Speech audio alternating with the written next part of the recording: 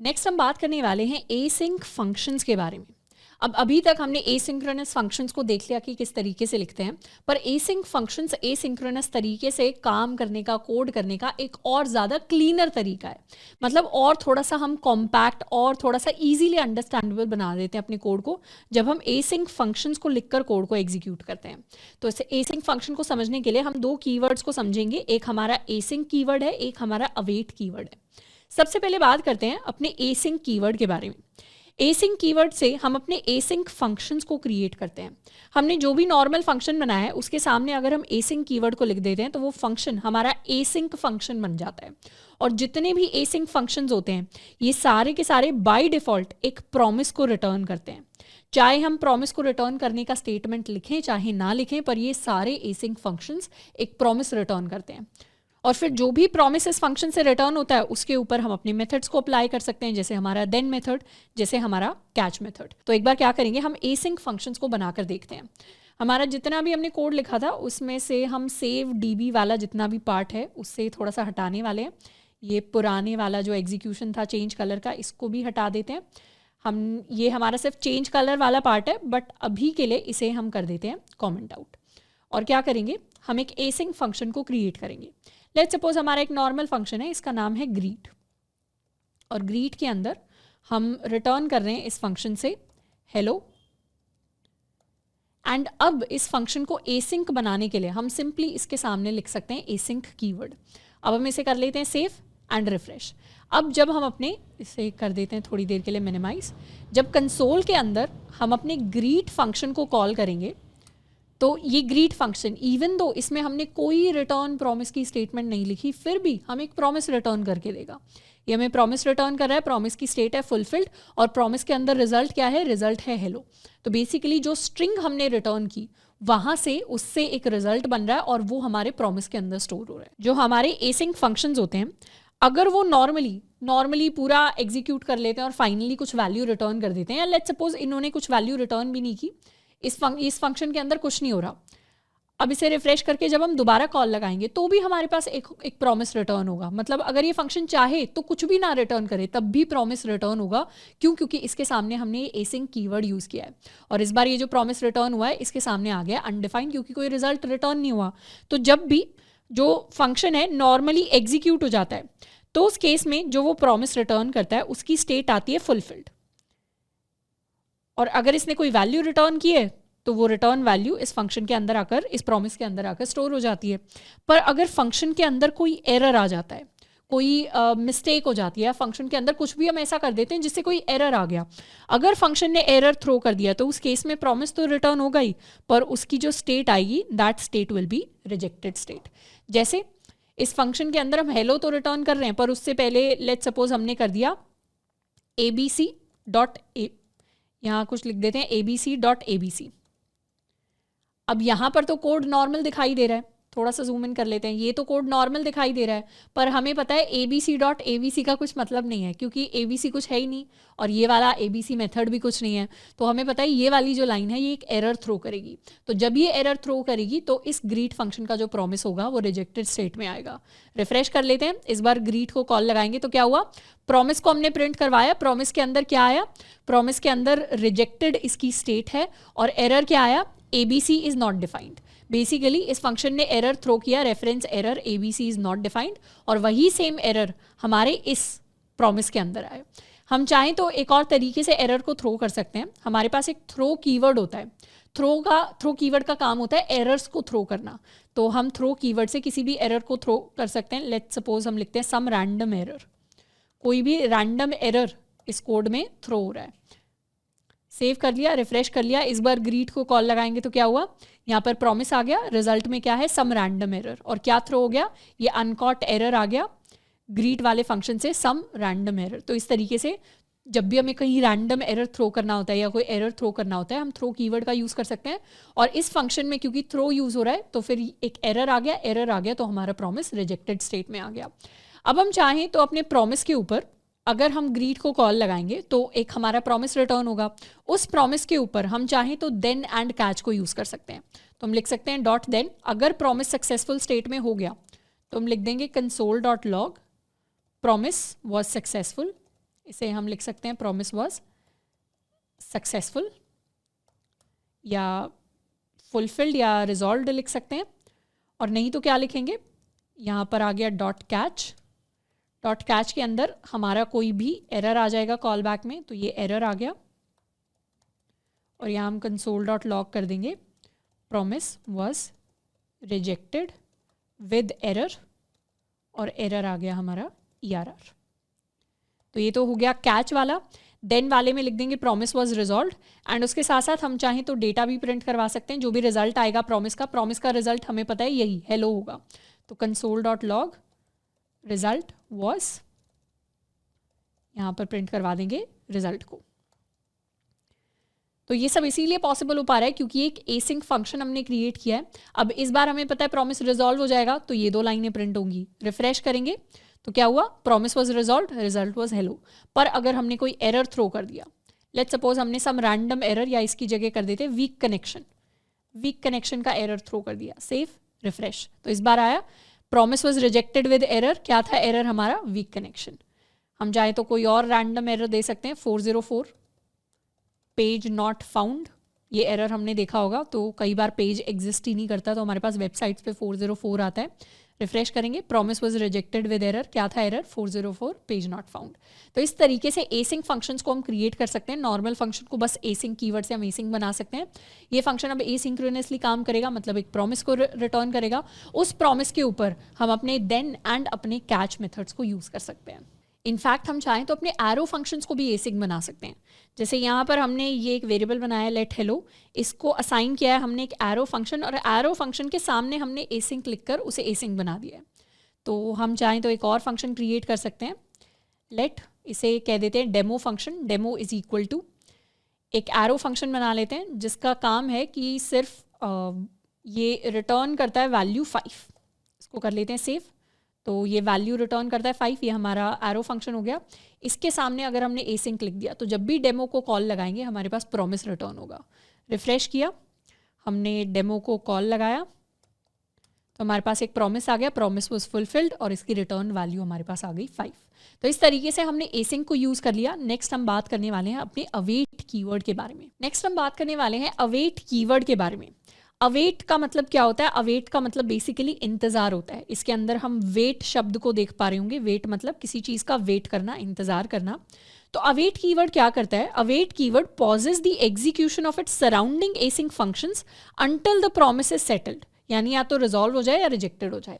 Basic मतलब ये है कि अवेट हमने जिस भी फंक्शन कॉल के सामने लिख दिया तो अवेट क्या करेगा, अपने आसपास के सारे एसिंक फंक्शंस को पॉज कर देगा, उन्हें इंतजार करवाएगा। कब तक, जब तक हमारी जो करंट फंक्शन कॉल चल रही है उसमें प्रॉमिस सेटल नहीं हो जाता, मतलब उसमें प्रॉमिस फुलफिल हो जाए या फिर रिजेक्ट हो जाए, बेसिकली पेंडिंग ना रहे प्रॉमिस। इसका हम एक बार थोड़ा सा बेसिक एग्जांपल देखते हैं। जैसे इतने पार्ट को तो कर देते हैं हम कमेंट आउट, इसे भी कर देते हैं कमेंट आउट। हम क्या करेंगे, सबसे पहले हम एक फंक्शन बना लेते हैं। इस फंक्शन को हम नाम दे देते हैं गेट नंबर। गेट नंबर क्या करता है, गेट नंबर एक नंबर रिटर्न करता है विच इज इक्वल टू 5। अब हम क्या कर सकते हैं, एक और फंक्शन बना सकते हैं। इस फंक्शन को नाम दे देंगे डेमो। डेमो फंक्शन के अंदर हम इस गेट नंबर फंक्शन को कॉल करना चाहते हैं। अब गेट नंबर के अंदर लेट्स सपोज रिटर्न नहीं करवा रहा है 5, तो प्रिंट करवा रहा है कंसोल डॉट लॉग, ये हमें कोई 5 वाला नंबर जो है प्रिंट करवा रहा है। अब इस डेमो फंक्शन को हम एसिंक बनाने वाले हैं, यानी ये हमारा एक एसिंक्रोनस फंक्शन है। एसिंक फंक्शन के अंदर हम सबसे पहले तो गेट नंबर को कॉल करेंगे। गेट नंबर को कॉल किया, अब हमें क्या करना है, हमें सबसे पहले तो अपने गेट नंबर को थोड़ा सा एसिंक्रोनस बनाना है। हमें पता है अभी तक क्या होगा, डेमो को कॉल लगाएंगे, डेमो गेट नंबर को कॉल लगाएगा, गेट नंबर से हमारे पास 5 प्रिंट हो जाएगा। रिफ्रेश करेंगे, डेमो को कॉल लगाएंगे तो हमारे पास 5 प्रिंट हो जाएगा। और क्या करेगा, डेमो हमें एक प्रॉमिस रिटर्न करके दे देगा। पर हमें डेमो के साथ साथ इस गेट नंबर को भी थोड़ा सा इसे एसिंक्रोनस बनाना पड़ेगा। तो इसे एसिंक्रोनस बनाने के लिए हम क्या कर देते हैं, गेट नंबर से एक प्रॉमिस रिटर्न करवा देते हैं। तो गेट नंबर हमें एक नया प्रॉमिस रिटर्न करेगा, और प्रॉमिस के अंदर कॉल बैक है, या तो वो प्रॉमिस रिजॉल्व हो सकता है या फिर वो प्रॉमिस रिजेक्ट हो सकता है। Based upon the state, get number हमें एक रैंडम नंबर रिटर्न करता है। Let number is equal to math 1 से लेकर 10 तक हम कोई भी रैंडम नंबर जो है उसे रिटर्न करवा सकते हैं। Math dot random, random into 10 और यहाँ पर कर देंगे +1। तो ये एक रैंडम नंबर आ गया और हमारे नए प्रॉमिस में ये रैंडम नंबर हमारे लिए रिटर्न होकर आ जाता है। तो ये हमारा एक एसिंक्रोनस फंक्शन है जो हमारे लिए एक रैंडम नंबर को रिटर्न करता है in the form of a promise. तो अब हम गेट नंबर को कॉल लगा रहे हैं तो वो एक नई प्रॉमिस ऑब्जेक्ट इस गेट नंबर से यहाँ पर रिटर्न होकर आ जाएगी और हमारे पास एक नया नंबर आ जाएगा। अब इतने पार्ट को एसिंक्रोनस बनाने के लिए हम यहाँ पर एक सेट टाइम आउट दे सकते हैं। Let's suppose set time out से हमने क्या कर दिया, सेट टाइम आउट से हमारे कॉल बैक के अंदर हमारा जो रैंडम नंबर है वो तो हमारे पास रिटर्न होकर आएगा, पर वो कितने टाइम बाद रिटर्न होकर आएगा, वो 1 सेकेंड बाद रिटर्न होकर आएगा। तो अब ये और थोड़ा सा ये हमारा एसिंक्रोनस फंक्शन बन गया। गेट नंबर क्या करता है, एक प्रॉमिस हमें रिटर्न करता है जिसके बाद सेट टाइम आउट से ये हमें उस नंबर को रिटर्न करेगा। और जैसे ही नंबर रिटर्न हो जाएगा, या इनफैक्ट नंबर को प्रिंट ही करवा लेते हैं सीधा, जैसे ही हमारा नंबर प्रिंट हो जाएगा वैसे ही हम क्या करेंगे, अपने प्रॉमिस को रिजॉल्व कर देंगे। तो नंबर प्रिंट हो गया तो हमारा प्रॉमिस रिजॉल्व हो गया। कब रिजॉल्व होगा, 1 सेकेंड बाद रिजॉल्व होगा। अब हम कॉल करेंगे गेट नंबर से, रिफ्रेश करेंगे, डेमो को कॉल लगाएंगे। डेमो ने क्या किया, 1 सेकेंड बाद गेट नंबर से हमारे रैंडम नंबर को विच वॉज 5 उसको प्रिंट करवा दिया। अब लेट्स सपोज हमें बहुत सारे रैंडम नंबर्स चाहिए, हमें 3 रैंडम नंबर्स चाहिए। सेव किया तो डेमो के अंदर 3 रैंडम नंबर वाले फंक्शंस को कॉल लगा देंगे। पहले इस फंक्शन को कॉल जाएगी, फिर इस फंक्शन को कॉल जाएगी, फिर इस फंक्शन को कॉल जाएगी। रिफ्रेश किया, डेमो को कॉल लगाई, एक ही साथ तीनों की तीनों कॉल्स एग्जीक्यूट हुई। पर हमें क्या चाहिए, हमें एक साथ तीनों कॉल्स एग्जीक्यूट नहीं करनी। हम चाहते हैं पहले हमारा फर्स्ट नंबर आए, फिर 1 सेकेंड बाद हमारा सेकेंड नंबर आए, फिर 1 सेकेंड बाद हमारा थर्ड नंबर आए, यानी कुछ डिले के साथ चीज़ें आए। तो उसके लिए हम यहाँ पर अपने अवेट कीवर्ड को यूज़ कर सकते हैं। अवेट कीवर्ड को सबसे पहला तो सिर्फ हम एसिंक फंक्शंस के अंदर ही यूज़ कर सकते हैं। जब हमारा फंक्शन एसिंक होगा तभी उसके अंदर अवेट को यूज़ किया जा सकता है। तो डेमो फंक्शन को एसिंक बनाने का सिंगल रीज़न हमारे पास ये है कि क्योंकि इसके अंदर हम अपने अवेट कीवर्ड को यूज़ कर रहे हैं। तो अवेट कीवर्ड को यूज़ करने से क्या होगा, ये जो गेट नंबर वाली कॉल है, जब तक इसका प्रॉमिस रिजॉल्व नहीं हो जाता तब तक बाकी कॉल्स नहीं जाएंगी। बाकी कॉल्स किसकी कॉल्स हैं, बाकी कॉल्स भी हमारे एसिंक्रोनस फंक्शंस की कॉल है, क्योंकि ये भी एक एसिंक्रोनस फंक्शन है। पर जब तक हमारी अवेट वाली कॉल कंप्लीट नहीं होती तब तक बाकी कॉल्स नहीं जाएंगी। तो हम क्या करेंगे, अब ये वाली फंक्शन कॉल क्या करेगी, 1 सेकेंड वेट करवाएगी। रिफ्रेश करेंगे, डेमो को कॉल लगाएंगे, फर्स्ट नंबर प्रिंट होगा, 1 सेकेंड वेट करेंगे, फिर बाकी के दोनों नंबर्स प्रिंट होंगे। तो हम इसके सामने भी अब अवेट लगा सकते हैं। अब ये नंबर आएगा, फिर उसके 1 सेकेंड बाद ये आएगा, फिर उसके 1 सेकेंड बाद ये वाला नंबर आएगा। रिफ्रेश करेंगे, डेमो को कॉल लगाएंगे, पहले फर्स्ट नंबर आएगा, फिर सेकंड नंबर आएगा, फिर हमारा थर्ड नंबर आएगा। तो इस तरीके से अगर हमें और भी रैंडम नंबर्स चाहिए, जैसे हमें 5 रैंडम नंबर चाहिए, रिफ्रेश करेंगे, डेमो को कॉल लगाएंगे, तो हमारे पास हर 1 सेकेंड बाद एक नया रैंडम नंबर आ रहा होगा। तो इस तरीके की सिचुएशन कई बार हमें चाहिए होती है कि हम चाहते हैं एक कॉल कंप्लीट हो तभी हमारी दूसरी कॉल आए, हम चाहते हैं दूसरी कॉल कंप्लीट हो तभी हमारी तीसरी कॉल आए। तो इस तरीके की सिचुएशंस के लिए हम अवेट कीवर्ड को यूज़ करते हैं। अब इस अवेट कीवर्ड को हम यूज़ करने वाले हैं अपने कलर चेंज वाले फंक्शन के लिए। तो इसे तो कर देते हैं कॉमेंट आउट, अपने कलर चेंज वाले फंक्शन पर वापस आ जाते हैं। ये हमारा प्रॉपर कलर चेंज वाला फंक्शन था और इसके लिए हमने ये सारा कोड लिखा हुआ था। इतने पूरे के पूरे कोड को अब हम मिनिमाइज करने वाले with the help of await keyword. पहले तो इतना बड़ा सा कोड हमने लिखा था with the help of promises, पर अब प्रॉमिस के साथ साथ, इस प्रॉमिस के साथ साथ हम असिंक एंड अवेट यूज़ करेंगे और हम देखेंगे कि कितने छोटे कोड में हमारा लॉजिक कन्वर्ट हो जाता है। तो एक एसिंक फंक्शन बना लेते हैं। इस फंक्शन को नाम हम दे देते हैं डेमो। डेमो के अंदर क्या होगा, डेमो के अंदर हम इस चेंज कलर को कॉल लगाएंगे। तो हम चाहते हैं पहले तो हमारा कलर रेड चेंज हो जाए, कितने डिले बाद, 1 सेकेंड बाद। उसी तरीके से उसके बाद ऑरेंज हो जाए तो यहाँ पर ऑरेंज कर लेते हैं, फिर हमारा कलर ग्रीन हो जाए तो ग्रीन कर लेते हैं, फिर हमारा कलर ब्लू हो जाए तो ब्लू कर लेते हैं। तो ऐसे तो अगर हम करेंगे तो एक साथ चारों कलर्स चेंज हो जाएंगे और लास्ट वाला जो कलर होगा मतलब ब्लू एग्जीक्यूट होगा। इसे थोड़ा सा इंक्रीज कर लेते हैं, रिफ्रेश करेंगे तो हमें पता है 1 सेकेंड बाद इसको कॉल भी लगा लेते हैं। डेमो को जैसे ही कॉल लगाएंगे तो 1 सेकेंड बाद कलर ब्लू हो जाएगा। तो सारे के सारे कलर चेंज हो गए बट वो एक साथ हो गए। हम चाहते हैं जितने भी कलर चेंज हो रहे हैं ये सारे के सारे एक साथ ना हो, हमारा जो भी प्रॉमिस रिजॉल्व हो रहा है ये सारा एक साथ ना हो। हम अवेट करें कि पहले ये वाली चीज़ हो जाए तभी हमारी नेक्स्ट वाली चीज़ हो, फिर ये वाली चीज़ हो जाए तभी हमारी नेक्स्ट वाली चीज़ हो, फिर ये वाली चीज़ हो जाए तभी हमारी नेक्स्ट वाली चीज़ हो। तो अगर हम वेट करवाना चाहते हैं तो उसके लिए हम अवेट को यूज़ कर सकते हैं हर एक कॉल के सामने। रिफ्रेश करेंगे, इस बार डेमो को कॉल लगाएंगे पहले कलर रेड पे चेंज हो रहा है, फिर ऑरेंज में हो रहा है, फिर ग्रीन में हो रहा है, फिर फाइनली हमारा कलर ब्लू में चेंज हो रहा है। तो जिस कोड के साथ, जिस बड़े से कोड के साथ हमने कॉल बैक हेल के साथ शुरुआत की थी, उसको हमने थोड़ा सा बेटर बनाया with the help of promises. यहाँ हमने प्रोमिसेस के मेथड्स को यूज़ किया और उसको हमने और बेटर बनाया with the help of async and await keyword. तो इसीलिए जहाँ प्रोमिसेस यूज़ होते हैं वहाँ हम असिंक अवेट को भी यूज़ करते हैं इस तरीके की सिचुएशंस के साथ डील करने के लिए। तो इस तरीके से एसिंक्रोनस कॉल्स को हम और ज़्यादा क्लीन और ज़्यादा बेटर और ज़्यादा compact and easy to understand बना सकते हैं। अब यहाँ पर तो हमने एक ऐसी सिचुएशन देखी जिसमें हर बार हमारा प्रॉमिस क्या हो रहा है, रिजॉल्व हो रहा है, क्योंकि हमें पता है कलर चेंज करने में कोई खास एरर तो आएगा ही नहीं, तो प्रॉमिस रिजेक्ट ही नहीं होंगे। पर कई बार ऐसी सिचुएशन हो सकती है कि बीच में कोई प्रॉमिस रिजेक्ट हो जाए। जैसे लेट्स सपोज यहाँ पर कलर चेंज कराने के बाद, यहाँ भी अवेट लिख देते हैं, लेट्स सपोज यहाँ कलर चेंज कराने के बाद हमें कुछ और काम भी करने थे। console.log हमें कोई वेरिएबल क्रिएट करना था, let a is equal to 5 and फिर हमें a को प्रिंट करवाना था। फिर हमें दोबारा कुछ console.log करना था, new number is equal to, यहाँ पर हम a+3 प्रिंट करवा रहे होते थे। तो इस तरीके का हमें कुछ काम करना होता था जब हमारे सारे के सारे कलर चेंजेस हो गए। अब इसे रिफ्रेश करते हैं, यहाँ डेमो को कॉल लगाएंगे। जैसे ही हमारे सारे के सारे कलर चेंजेस हो जाएंगे, रेड हो जाएगा, ऑरेंज हो जाएगा, ग्रीन हो जाएगा, ब्लू हो जाएगा, फिर हमारे काम हो जाएंगे। बट लेट्स सपोज इनमें से कोई बीच में हमारा प्रॉमिस रिजेक्ट हो गया, तो प्रॉमिस को रिजेक्ट करने के लिए यहाँ एक रैंडम नंबर क्रिएट कर लेते हैं। Let number is equal to math.floor, set time out के अंदर math.random इंटू 5 तक कोई रैंडम नंबर हम क्रिएट कर सकते हैं। और अगर हमारे रैंडम नंबर की वैल्यू ग्रेटर देन 3 हो गई तो उस केस में प्रॉमिस को हम रिजेक्ट कर देंगे। प्रॉमिस को रिजेक्ट करने के लिए हम रिजेक्ट को कॉल लगा सकते हैं with the message promise rejected. इसको कर लेते हैं सेव। तो कभी भी कोई भी रैंडम नंबर के बेसिस पर हमारा कोई भी प्रॉमिस रिजेक्ट हो सकता है। तो इसको सेव कर लेते हैं और अब हम रिफ्रेश करके डेमो को कॉल लगाते हैं। अब डेमो को कॉल लगाएंगे तो सबसे पहले हमारा कलर चेंज हो गया टू रेड, फिर हो गया ऑरेंज, फिर हो गया ग्रीन, फिर ब्लू हो गया। तो इस बार तो प्रॉमिस रिजेक्ट नहीं हुआ। दोबारा कॉल लगा लेते हैं, दोबारा रेड पे चेंज हो गया, ऑरेंज पे चेंज हो गया, फिर हमारा प्रॉमिस रिजेक्ट हो गया। ऑरेंज पे कलर चेंज होने के बाद प्रॉमिस रिजेक्ट हो गया, ये हमारे पास आ गया प्रॉमिस रिजेक्टेड। और प्रॉमिस जैसे ही रिजेक्ट हुआ एक इशू आया। क्या इशू आया? हमारे ये जो बाकी के काम थे जो प्रॉमिस के ऊपर डिपेंडेंट भी नहीं थे वो तो कंप्लीट हुए ही नहीं। तो इस तरीके से हमारे पास कई बार ऐसे एरर्स आ जाते हैं जिनको हमें हैंडल करना पड़ता है।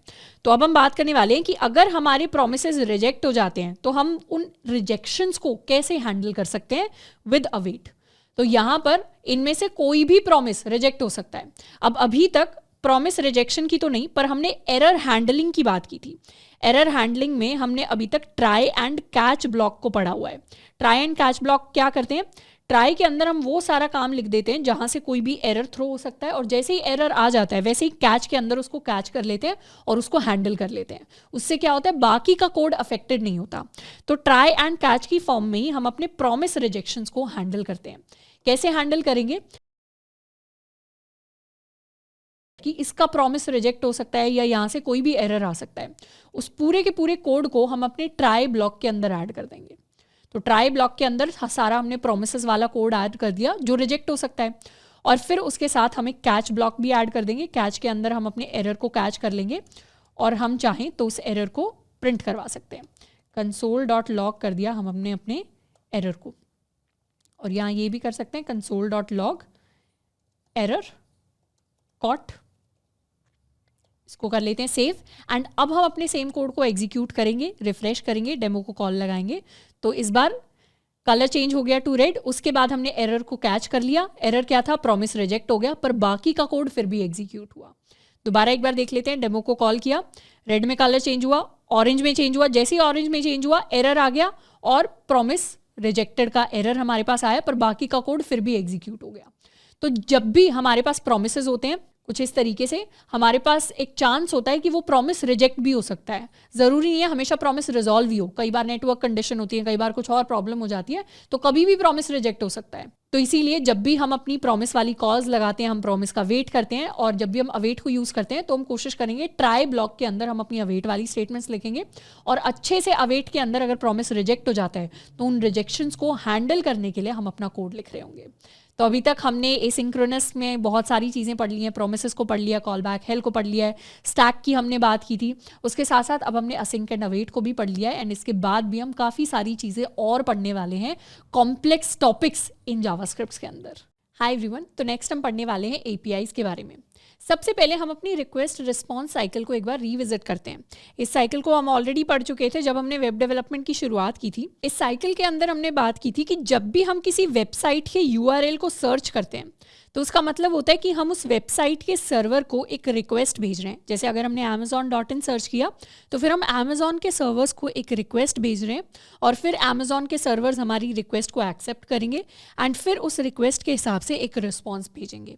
रिस्पॉन्स में क्या होगा? रिस्पॉन्स यानी जवाब।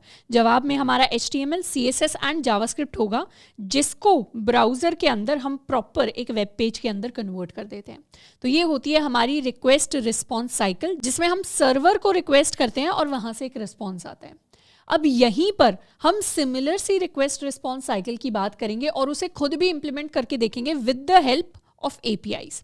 तो यहाँ हम सर्वर नहीं, हम APIs को रिक्वेस्ट भेजेंगे और फिर APIs हमें कुछ रिस्पॉन्स भेजेंगी, और ये जो रिस्पॉन्स होगा ये HTML, CSS और जावास्क्रिप्ट नहीं होगी। रिस्पॉन्स में हमारे पास कुछ रॉ डेटा आएगा, क्योंकि ज़रूरी नहीं है कि हर बार रिस्पॉन्स के अंदर हमें एक वेब पेज चाहिए। जैसे लेट्स सपोज हमारी अमेजॉन की वेबसाइट ऑलरेडी खुल गई, अब इस वेबसाइट के ऊपर अगर हम कोई प्रोडक्ट सर्च करते हैं या फिर हम किसी बटन के ऊपर क्लिक करते हैं तो उसमें ज़रूरी नहीं है कि हमारा वेब पेज कंप्लीटली चेंज हो जाए। हो सकता है हमारा कुछ डेटा चेंज हो, मतलब पूरी वेबसाइट रीलोड नहीं होती, वेबसाइट का कुछ छोटा पार्ट होता है जो चेंज होता है। जैसे कि इसके एक और एग्जांपल की बात करते हैं। लेट्स सपोज हम इंस्टाग्राम के ऊपर कोई पोस्ट देख रहे हैं और पोस्ट को हमने लाइक कर दिया। अब जैसे ही हम किसी पोस्ट को लाइक करते हैं या फेसबुक पर किसी भी पोस्ट को लाइक करते हैं तो ज़रूरी नहीं है कि फेसबुक पूरा रीलोड होगा हमारा पेज और दोबारा से सारी इन्फॉर्मेशन आएगी और फिर उसके अंदर लाइक्स का काउंट बढ़ेगा। अगर हम इंस्टाग्राम या फेसबुक के ऊपर कुछ लाइक करते हैं तो वो सारी चीज़ें वैसी की वैसी रहती हैं, बस वहाँ पर लाइक काउंट बढ़ जाता है और एक जो हमारा हार्ट होता है, हार्ट सिंबल रेड में कन्वर्ट हो जाता है। तो वो क्या हुआ, बिना लोडिंग के, बिना पेज की रीलोडिंग के हमने एक चेंज किया। और कैसे चेंज किया वेब पेज के अंदर? With a request response cycle using APIs। तो सबसे पहले बात कर लेते हैं कि APIs एग्जैक्टली होती क्या है। API की फुल फॉर्म होती है एप्लीकेशन प्रोग्रामिंग इंटरफेस। अब API का एक बहुत छोटा सा एग्जाम्पल देखते हैं कि API एग्जैक्टली करती क्या है। हम अपने API को एक तरीके से एक वेटर की तरह समझ सकते हैं। वेटर क्या करते हैं रेस्टोरेंट्स में? अगर हमने कुछ खाना ऑर्डर किया है तो सबसे पहले वो हमारा ऑर्डर लेते हैं, उसके बाद किचन में जाते हैं और किचन के अंदर हमारा खाना प्रिपेयर करवा के हमें वापस से लाकर दे देते हैं। तो basically if this is us, so sorry for the bad drawing, and ये हमारा किचन है, तो हम क्या करते हैं, हम अपने जो भी वेटर है उसे सबसे पहले तो रिक्वेस्ट भेजते हैं, फिर वेटर अपना किचन के अंदर खाना जो है उसे ले लेते हैं एंड फिर वेटर हमें आकर रिस्पॉन्स में क्या दे देता है? रिस्पॉन्स में हमारा खाना दे देता है। वही सेम रोल होता है हमारी API का। ये किचन क्या है? ये किचन हमारा सर्वर है और सर्वर की अपनी कुछ APIs होती हैं। तो डायरेक्टली हम जो हैं यानी यूज़र सर्वर को एक्सेस नहीं करता, यूज़र उसकी APIs को एक्सेस करता है। तो जब हम भी अपने Node.js के सर्वर्स बनाएंगे तो उसमें हम भी APIs को क्रिएट करेंगे ताकि लोग जब हमारे सर्वर के साथ कनेक्ट करें तो वो हमारी APIs के साथ कनेक्ट कर पाएँ। तो अभी हम APIs को यूज़ करना सीखेंगे दूसरे लोगों के सर्वर वाली, एंड जब हम सर्वर साइड कोडिंग की बात करेंगे तो वहाँ पर हम खुद की APIs को क्रिएट करेंगे। तो अभी हम API क्रिएशन के बारे में नहीं बात करने वाले, अभी हम API यूजेज और APIs एग्जैक्टली काम कैसे करती हैं उसके बारे में बात करने वाले हैं। तो यहाँ पर यूज़र क्या करता है? यूज़र में हम कह सकते हैं हमारा जावास्क्रिप्ट का कोड क्या करेगा, हमारी API को कोई रिक्वेस्ट भेजेगा कि मुझे ये डेटा चाहिए, और API क्या करेगी, हमारी रिक्वेस्ट के हिसाब से हमें एक रिस्पॉन्स दे देगी। तो इस तरीके से कुछ वर्किंग होती है हमारे एप्लीकेशन प्रोग्रामिंग इंटरफेस की। इंटरफेस का मतलब होता है ये बीच में एक इंटरफेस की तरह, यानी बीच में एक लेयर की तरह एक्ट करता है between the user and the server itself. अब वैसे तो APIs जनरली दो सॉफ्टवेयर्स के बीच में बात करने का तरीका होता है, यानी अगर ये हमारा एक सॉफ्टवेयर है और ये हमारा एक और दूसरा सॉफ्टवेयर है तो बीच में हम कह सकते हैं कि दोनों जब इंटरैक्ट करते हैं तो वो APIs के थ्रू इंटरैक्ट करते हैं। तो जनरली जब दो सॉफ्टवेयर्स को इंटरैक्ट करना होता है तो वो APIs को यूज़ करते हैं, तो उन्हें हम APIs कह देते हैं। बट जो APIs HTTP प्रोटोकॉल को यूज़ करती हैं, यानी इंटरनेट के बेसिस पर जो APIs इंटरैक्ट करवाती हैं सॉफ्टवेयर्स को, उन्हें हम वेब APIs कह देते हैं। तो इस चैप्टर के अंदर इनफैक्ट प्रोग्रामिंग के अंदर या वेब डेवलपमेंट के अंदर जनरली हम वेब APIs के साथ ही डील कर रहे होते हैं। हम नॉर्मल सॉफ्टवेयर वाली APIs के साथ डील नहीं कर रहे होते, उन APIs के साथ डील करते हैं जो HTTP के साथ काम करती हैं। तो जब भी हम API बोल रहे होंगे पढ़ते टाइम, या फिर जब भी हम कह रहे होंगे कि हम किसी API को यूज़ कर रहे हैं, मैक्सिमम केसेस में वो एक वेब API होगी। इसके साथ साथ वेब APIs जिनको हम यूज़ करने वाले हैं, उनकी एक और खास बात है कि जनरली अभी तक की हमारी रिक्वेस्ट रिस्पॉन्स साइकिल में हमें HTML CSS जावास्क्रिप्ट मिलता था, लेकिन हमारी ये जो APIs होती हैं ये हमें रिटर्न करती हैं सम डेटा, और ये डेटा एक फॉर्मेट में होता है। It's a special format called Jason.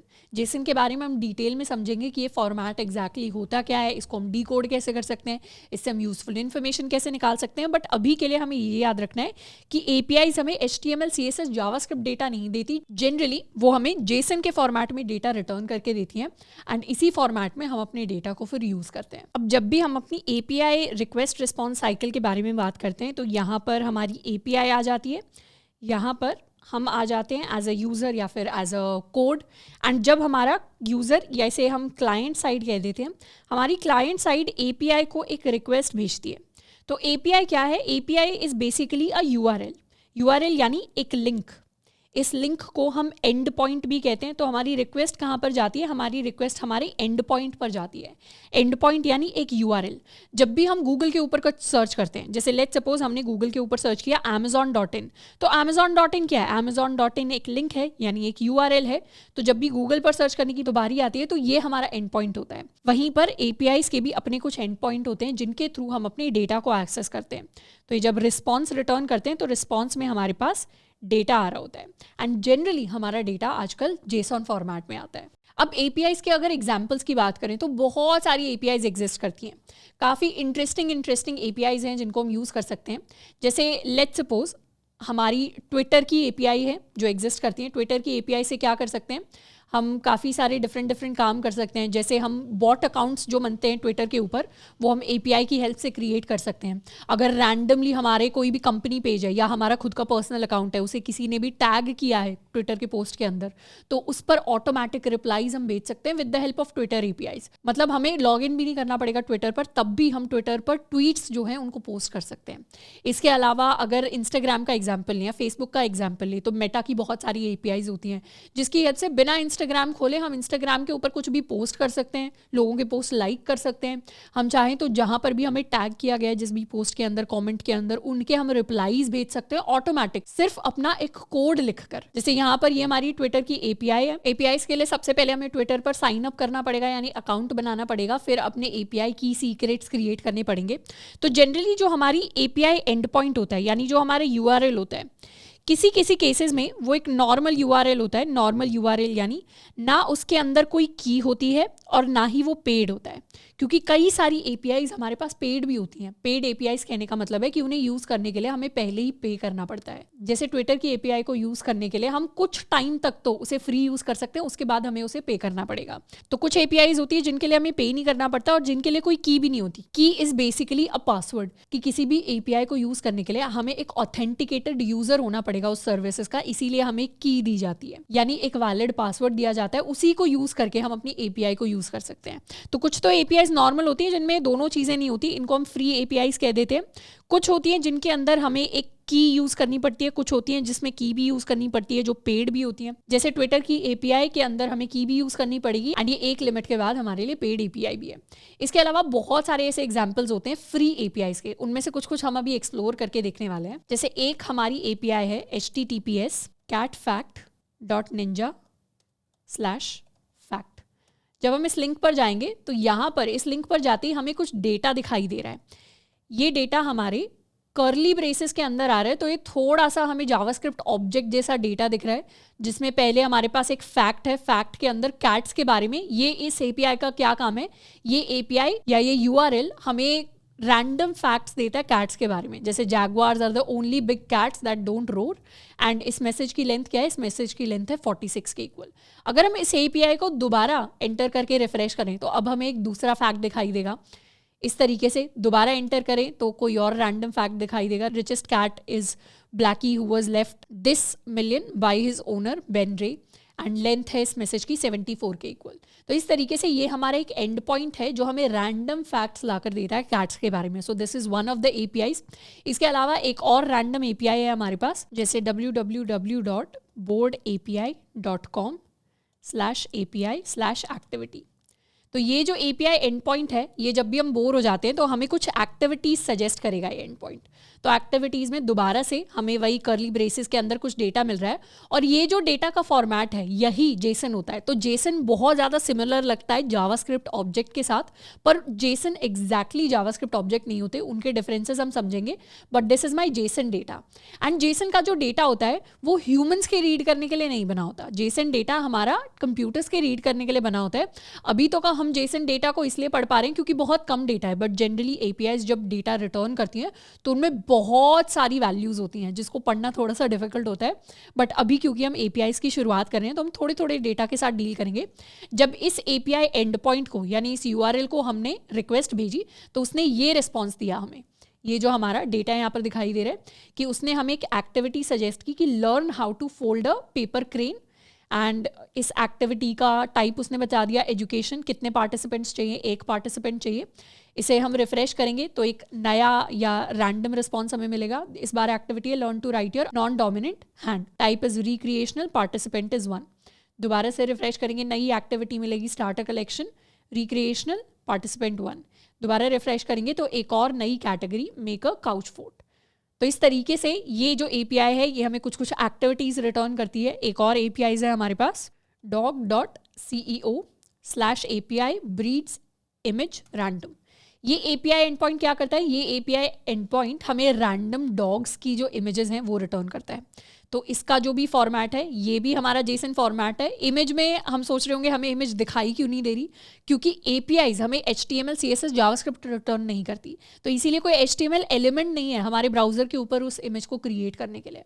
बस हमें मैसेज के अंदर क्या मिल गया, हमें उस इमेज का एक तरीके से लिंक मिल गया।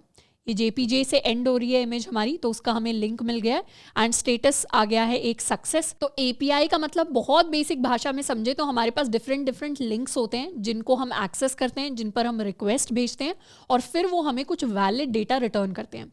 अभी तो हम इन लिंक्स को कैसे एक्सेस कर रहे हैं, ब्राउजर पर सर्च करके, यहाँ पे भी ब्राउजर में सर्च किया है, यहाँ पे भी ब्राउजर में सर्च किया है, बट जनरली API को रिक्वेस्ट हम अपने जावास्क्रिप्ट के कोड से भेजेंगे, ना कि ब्राउजर पर सर्च करके। तो वो भी हम लेटर पार्ट्स में देखने वाले हैं कि कैसे हम अपने जावास्क्रिप्ट के कोड को यूज करते हैं कहीं भी रिक्वेस्ट भेजने के लिए API एंड पॉइंट पर, और वहां से एक रिस्पॉन्स को एक्सेप्ट करके उस रिस्पॉन्स के साथ कुछ चेंजेस करने के लिए। अब ये तो हो गई हमारी बहुत बेसिक APIs। इसके अलावा हमने ट्विटर API की बात की, हमने इंस्टाग्राम API की बात की, हमारे पास गूगल की भी काफ़ी सारी APIs होती हैं। जैसे एक काफ़ी फेमस API है हमारी गूगल मैप्स की API। ये वेब APIs पर हम चले जाते हैं तो गूगल मैप्स API के अंदर काफ़ी सारी चीज़ें हमें मिल जाती हैं। Let's go to directions API। तो ये हमारी डायरेक्शन की API है। हम ये भी पता कर सकते हैं कि हम क्या क्या काम है जो इस डायरेक्शन API से कर सकते हैं। ओवरव्यू के अंदर आ जाते हैं तो हमारी जो डायरेक्शन API है ये काफ़ी सारे मोड्स में अवेलेबल है, जैसे ट्रांसपोर्टेशन के लिए डायरेक्शन चाहिए, ड्राइविंग के लिए चाहिए, वॉकिंग के लिए चाहिए, बाईसाइकिलिंग के लिए चाहिए, किन डिफरेंट फैक्टर्स पर ये वर्क करती है वो भी हमें बता दिया है। How to use the directions API काफ़ी सारी। तो जनरली जो हमारी APIs होती हैं उनके साथ एक डॉक्यूमेंटेशन होता है कि उस API को हम यूज़ कैसे कर सकते हैं, क्योंकि हर API को यूज़ करने में थोड़े चेंजेस हो जाते हैं। तो इसीलिए डॉक्यूमेंटेशन को पढ़कर API का यूजेज समझना बहुत अच्छी प्रैक्टिस है। तो जब भी हम किसी नई API को समझने की कोशिश करेंगे या खुद से भी जब हम नई APIs एक्सप्लोर कर रहे हैं तो फिर हम उनकी डॉक्यूमेंटेशन एक बार ज़रूर देखेंगे। तो यहाँ पर तो जो गूगल मैप्स जैसी API होगी या ट्विटर या इंस्टाग्राम जैसी APIs होगी ये थोड़ी सी कॉम्प्लेक्स कैटेगरी में आ जाती हैं, क्योंकि जब हम इनको यूज़ कर रहे हैं इनके लिए हमें एक की बनानी पड़ेगी या फिर एक्सेस टोकन उसे कह सकते हैं, वो हमें लेना पड़ेगा, साइन अप करना पड़ेगा। कभी कभी APIs को यूज़ करने के लिए हो सकता है हमें क्रेडिट कार्ड्स की इन्फॉर्मेशन देनी पड़े, या फिर कुछ APIs पेड ही होती हैं, बिल्कुल भी फ्री नहीं होती, तो उनके लिए हमें पे भी करना पड़ता है। पर हम APIs को सीखते हुए सिर्फ अपनी फ्री APIs को यूज़ करेंगे और अभी के लिए हम ऐसी APIs को यूज़ करने वाले हैं जिसमें हमें कोई की या कोई एक्सेस टोकन नहीं चाहिए, क्योंकि वो थोड़ी सी कॉम्प्लेक्स साइड में आ जाएगा। अभी हम बेसिक APIs के साथ स्टार्ट करने वाले हैं कि कैसे उन APIs के साथ हम डील कर सकते हैं। बाकी एक्सेस टोकन एंड की वाली चीज़ भी बहुत ज़्यादा डिफिकल्ट नहीं है, सिर्फ एक नॉर्मल सी की होती है जिसको कॉपी करके हमें API लिंक के अंदर यानी URL के अंदर पेस्ट करना होता है, पर उतने डिटेल में हम नहीं जाएंगे। हम क्या करने वाले हैं, अब छोटी छोटी बेसिक APIs के साथ स्टार्ट करने वाले हैं। अब APIs के साथ डील करने से पहले बात कर लेते हैं अपने JSON की। JSON जो हमारा डेटा फॉर्मेट होता है, इसकी फुल फॉर्म होती है जावास्क्रिप्ट ऑब्जेक्ट नोटेशन। अब इंटरेस्टिंगली JSON जावास्क्रिप्ट का पार्ट नहीं है। JSON क्या है, सिर्फ एक फॉर्मेट है। ऐसा नहीं है सिर्फ जावास्क्रिप्ट के अंदर JSON फॉर्मेट को यूज किया जा सकता है। अगर हमारा पाइथन Django को यूज करके बना है और हमारा कोड पाइथन के अंदर है, तो भी हमारे पास जो API डेटा रिटर्न करेगा वो JSON में होगा एंड तब भी हम उस डेटा को एक्सेस कर पाएंगे। तो यहाँ पर JSON की जो फुल फॉर्म है जावास्क्रिप्ट ऑब्जेक्ट नोटेशन, इसका मतलब सिर्फ ये नहीं है कि जावास्क्रिप्ट के अंदर ही JSON होता है। JSON सिर्फ एक फॉर्मेट है, वो हम किसी को भी अगर डेटा रिटर्न करेंगे तो वो जनरली JSON फॉर्मेट के अंदर ही होता है। अब हमारा जो JSON फॉर्मेट है, इस फॉर्मेट से पहले हमारे पास एक और फॉर्मेट होता था XML का। XML का मतलब है एक्सटेंसिबल मार्कअप लैंग्वेज। तो जनरली जब पहले APIs बनती थी तो हमारे पास जो डेटा रिटर्न होकर आता था वो XML फॉर्मेट में होता था, जबकि आजकल जनरली जितनी भी हमारी वेब APIs होती हैं वो हमें नॉर्मली हमारा JSON फॉर्मेट में डेटा रिटर्न करती हैं। हो सकता है कुछ रेयर APIs ऐसी हों जिनका डेटा हमारे पास अभी भी XML में आता हो, बट मोस्टली जो हम डील करेंगे वो हम JSON फॉर्मेट के साथ डील करेंगे। अब XML जो फॉर्मेट होता था ये काफ़ी ज़्यादा सिमिलर होता था HTML फॉर्मेट के साथ। एक बार अगर XML का एग्जाम्पल देखें तो ये हमारा जो डेटा है ये XML फॉर्मेट में है। यहाँ पर हमें दिख रहा होगा थोड़ा काफ़ी हद तक HTML जैसा दिखाई दे रहा है, क्योंकि यहाँ पर टैग्स हैं और ये जो टैग्स हैं ये HTML टैग्स नहीं है, ये बेसिकली XML के अंदर हमारे पास कस्टम टैग्स होते हैं, यानी अपने टैग्स डेटा के हिसाब से हम खुद ही बना सकते हैं। तो यहाँ एक टैग बना हुआ है एम्प्लॉय डेटा नाम से, जिसके अंदर सारे एम्प्लॉयज़ का डेटा है, फिर एक टैग है एम्प्लॉय ID, फिर एक टैग है फर्स्ट नेम, फिर एक टैग है लास्ट नेम, फिर एक टैग है हायर डेट सैलरी। तो पहले जो API से डेटा आता था वो कुछ इस फॉर्मेट का होता था, लेकिन उसके बाद हमारा JSON फॉर्मेट आया और हमारा JSON का जो डेटा है वो कुछ ऐसा दिखाई देता है। अब ये हमारा JSON का डेटा जो काफ़ी ज़्यादा सिमिलर है टू जावास्क्रिप्ट ऑब्जेक्ट्स, और वो हमें इसके नाम से भी समझ में आ जाता है, which is JavaScript object notation. अब जावास्क्रिप्ट ऑब्जेक्ट्स के ये काफ़ी ज़्यादा सिमिलर है, क्यों? क्योंकि इसके अंदर हमारे की वैल्यू पेयर्स होते हैं। ऑब्जेक्ट्स में भी जावास्क्रिप्ट के अंदर की वैल्यू पेयर्स हमने पढ़े हैं और JSON के अंदर भी की वैल्यू पेयर्स होते हैं, बट इनके अंदर काफ़ी सारे डिफरेंसेस भी होते हैं, यानी JSON हमारा जावास्क्रिप्ट ऑब्जेक्ट के इक्वल नहीं होता। जनरली हमारी जो जावास्क्रिप्ट ऑब्जेक्ट्स होती हैं उसमें जो हमारी की होती है वो एक स्ट्रिंग नहीं होती, पर JSON के अंदर हमारी जितनी भी कीज़ होती हैं ये सारी की सारी स्ट्रिंग्स होती हैं। ऐसा नहीं है कि अगर हम इसे बिना स्ट्रिंग के लिख देंगे तो हमारा JSON फॉर्मेट काम कर जाएगा, उस केस में हमारे पास एक एरर आ जाएगा। इसके साथ साथ जावास्क्रिप्ट ऑब्जेक्ट्स के अंदर हम कई सारी डिफरेंट वैल्यू यूज़ कर सकते हैं। जैसे जावास्क्रिप्ट के अंदर अनडिफाइंड अगर किसी भी की वैल्यू है तो वो एक वैलिड की होगी। जैसे अगर हम अपने जावास्क्रिप्ट के कोड के अंदर app.js में एक ऑब्जेक्ट बनाते हैं, let object is equal to, हमने लिख दिया a हमारी की एंड उसकी वैल्यू हमने लिख दी अनडिफाइंड। इसको करते हैं सेव, तो यहाँ पर हमारे पास कोई एरर नहीं आएगा, क्योंकि अनडिफाइंड वैल्यू वैलिड होती है जावास्क्रिप्ट ऑब्जेक्ट्स में, बट JSON के अंदर अनडिफाइंड जैसी कोई चीज़ नहीं होती। तो JSON के पास अपने कुछ फिक्स डेटा टाइप्स होते हैं जिसके अंदर हम अपने डेटा को कैटेगराइज कर सकते हैं। अब JSON के बारे में और पढ़ने के लिए हमारे पास ये वेबसाइट है www.json.org। हम इस वेबसाइट पर जा सकते हैं .json.org। This is our JSON website and इस वेबसाइट पर जाकर हम पढ़ भी सकते हैं कि JSON हमारा काम कैसे करता है। अब इसके अंदर यहाँ वैल्यूज़ वाले सेक्शन में आए तो यहाँ हमें पता चल रहा है कि JSON के अंदर कौन कौन सी वैल्यूज़ अलाउड होती हैं। यहाँ पर हमारे पास ऑब्जेक्ट अलाउड है, एरेज अलाउड है, स्ट्रिंग्स अलाउड है, numbers, true, false and null allowed है। तो यहाँ पर अनडिफाइंड अलाउड नहीं है वैल्यू में, इसीलिए हमारे अनडिफाइंड को जैसे हम जावास्क्रिप्ट ऑब्जेक्ट्स के अंदर यूज़ करते हैं यहाँ पर यूज़ नहीं कर सकते। अब हमारे पास कई सारे ऑनलाइन JSON वैलिडेटर्स भी होते हैं। JSON वैलिडेटर्स यानी ये हमें बताते हैं कि कौन सा JSON का कोड सही है, कौन सा कोड गलत है। जैसे लेट्स सपोज हमने कुछ इस तरीके की या इनफैक्ट अपनी यही वैल्यू कॉपी कर लेते हैं, जो हमने कैट निंजा फैक्ट्स निकाले थे, इसको कर लेते हैं कॉपी डेटा को, इसको यहाँ पे कर लेते हैं पेस्ट, तो ये हमारा प्रॉपर डेटा है। अब इसको हम वैलिडेट कर सकते हैं कि क्या ये डेटा वैलिड JSON है, तो इसने बता दिया हाँ दिस डेटा इज़ वैलिड JSOन। और यहाँ से दिख भी रहा है ये हमारी की है, ये हमारी वैल्यू है, ये हमारी सेकंड की है, ये हमारी सेकंड वैल्यू है। अब लेट्स सपोज हमारे फैक्ट के अंदर हम सिर्फ फैक्ट लिख देते हैं, हम यहाँ इसे स्ट्रिंग में नहीं डालते, तो हम दोबारा से वैलिडेट JSON करेंगे तो इस बार हमारे पास एरर आ गया कि स्ट्रिंग्स नहीं है। या फिर अगर हमने यहाँ पर तो स्ट्रिंग डाल दी बट हमने लेंथ में जाकर अनडिफाइंड लिख दिया, तो उस केस में भी वैलिडेट करेंगे तो ये दिखा रहा है कि this is not a valid value, सिर्फ string numbers null, true, false and यही वैल्यूज़ जो हैं वो अलाउड है। तो इसीलिए यहाँ हमें किसी नंबर को लिखना पड़ेगा टू वैलिडेट आवर जेसन। तो इस तरीके से हम चेक भी कर सकते हैं कि जो डेटा हमें मिल रहा है वो एक वैलिड जेसन फॉर्मेट में है या नहीं है। अब जब भी हमें जेसन का डेटा मिलता है वो डेटा जनरली पूरा का पूरा एक स्ट्रिंग फॉर्मेट में होता है, यानी जब भी एपीआई से कुछ रिस्पॉन्स आएगा, हमने एपीआई को कुछ रिक्वेस्ट भेजी, एपीआई ने हमें रिस्पॉन्स भेजा, रिस्पॉन्स में क्या आया, रिस्पॉन्स में हमारे पास जेसन का डेटा आया। तो जब भी हमारे पास कोई जेसन रिस्पॉन्स आता है तो ये रिस्पॉन्स होता है in the form of a string, यानी पूरा का पूरा डेटा एक सिंगल स्ट्रिंग के अंदर होता है। तो अपने डेटा को एक्सेस करने के लिए हमारे पास दो इंपॉर्टेंट फंक्शंस होते हैं। इनमें से सबसे पहला इंपॉर्टेंट फंक्शन है जेसन डॉट पार्स डेटा। पहले समझ लेते हैं कि जैसे लेट्स सपोज ये हमने कैट निंजा, इसको रिफ्रेश कर लेते हैं, एक नया रिस्पॉन्स हमारे पास आया, approximately 1/3 of cat owners think their pets are able to read their minds. तो ये हमारे पास डेटा आया। अब इसको कर लेते हैं कॉपी, एंड ये डेटा जब हमारे पास जावास्क्रिप्ट के अंदर आता है तो लेट जेसन डेटा इसे हम कह देते हैं, या जेसन रिस्पॉन्स। तो ये जो जेसन रिस्पॉन्स होता है ये सिंपली इस तरीके से, मतलब एक ऑब्जेक्ट की तरह हमें दिखाई नहीं देता।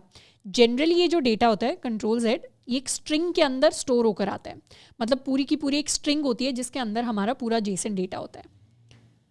डबल नहीं, यहाँ सिंगल कोट्स हम यूज़ कर लेते हैं।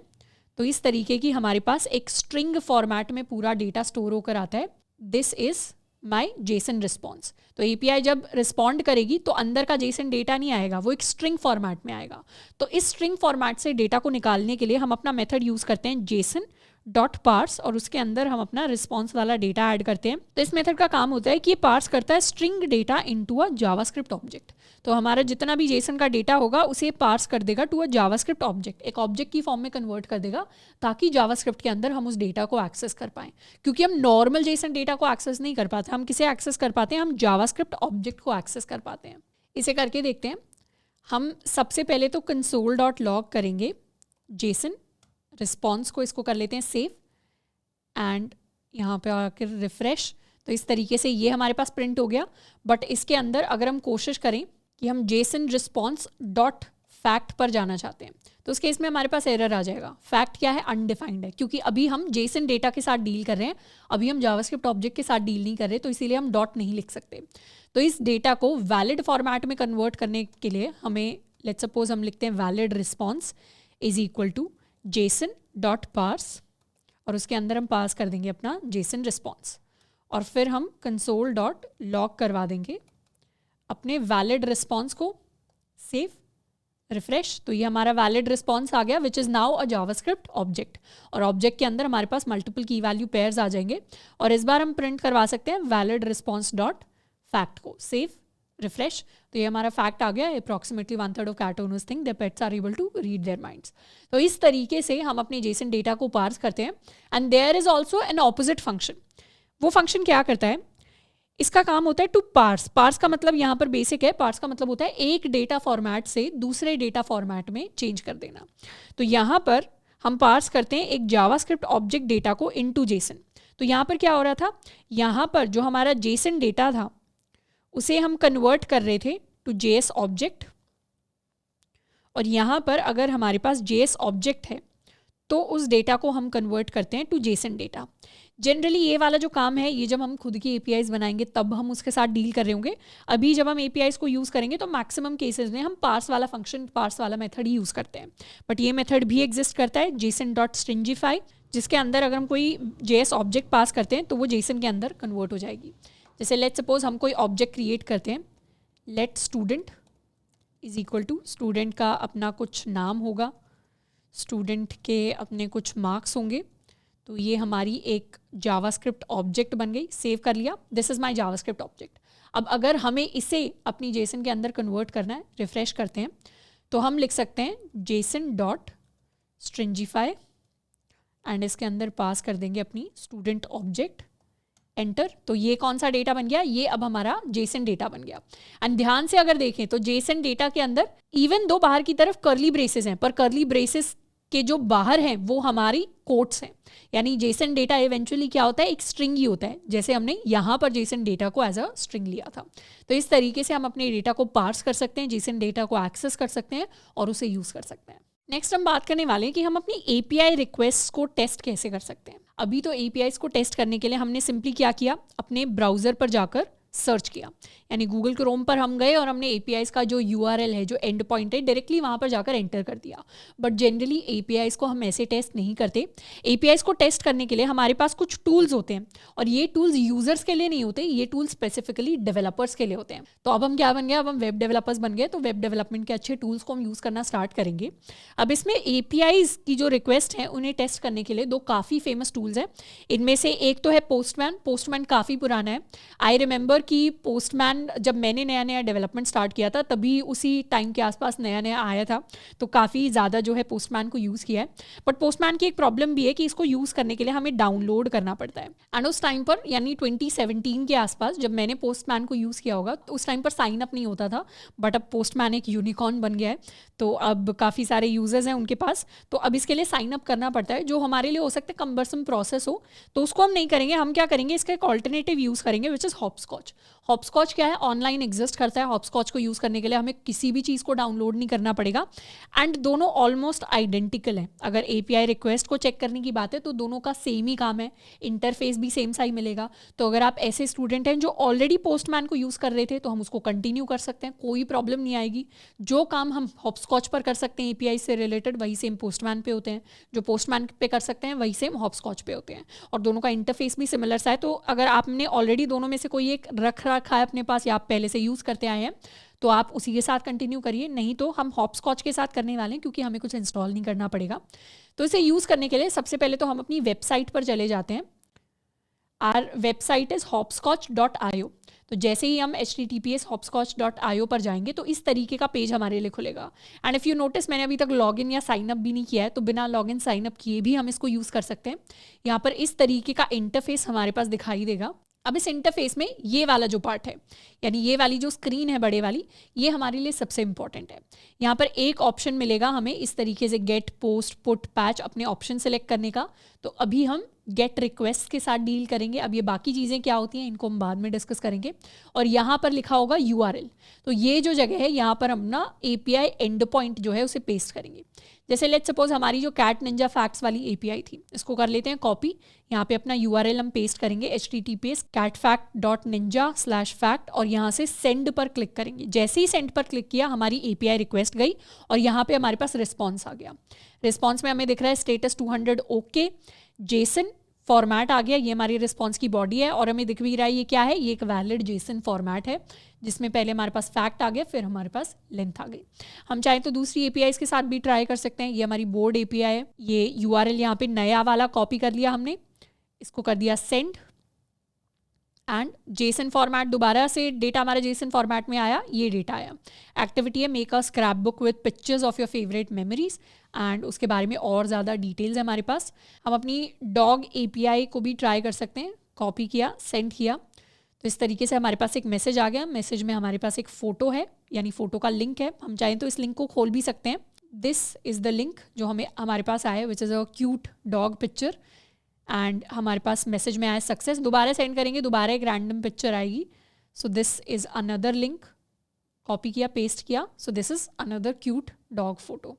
तो इस तरीके से हमारी जो API है वो काम करती है। उसका रिस्पॉन्स हम जेसन फॉर्मेट में यहाँ पर देख पा रहे हैं, कई सारी चीज़ें और देख पा रहे हैं। तो धीरे धीरे हम समझेंगे कि यहाँ पर हेडर्स का क्या मतलब होता है, या इस स्टेटस का क्या मतलब होता है, या ये जो गेट है, पोस्ट है, पुट है, इन सब का क्या मतलब होता है APIs के अंदर। तो ये जो चीज़ें हैं ये धीरे धीरे APIs के साथ हम सीखने वाले हैं। बट हाँ, हॉपस्कॉच की हेल्प से अपनी एक बेसिक API रिक्वेस्ट कैसे भेजनी है, उसका रिस्पॉन्स हमें कहाँ पर मिलेगा, इस रिस्पॉन्स बॉडी के अंदर मिलेगा, ये वाला प्रोसेस हमने समझ लिया है। हमने देख लिया कि हाँ API क्या है।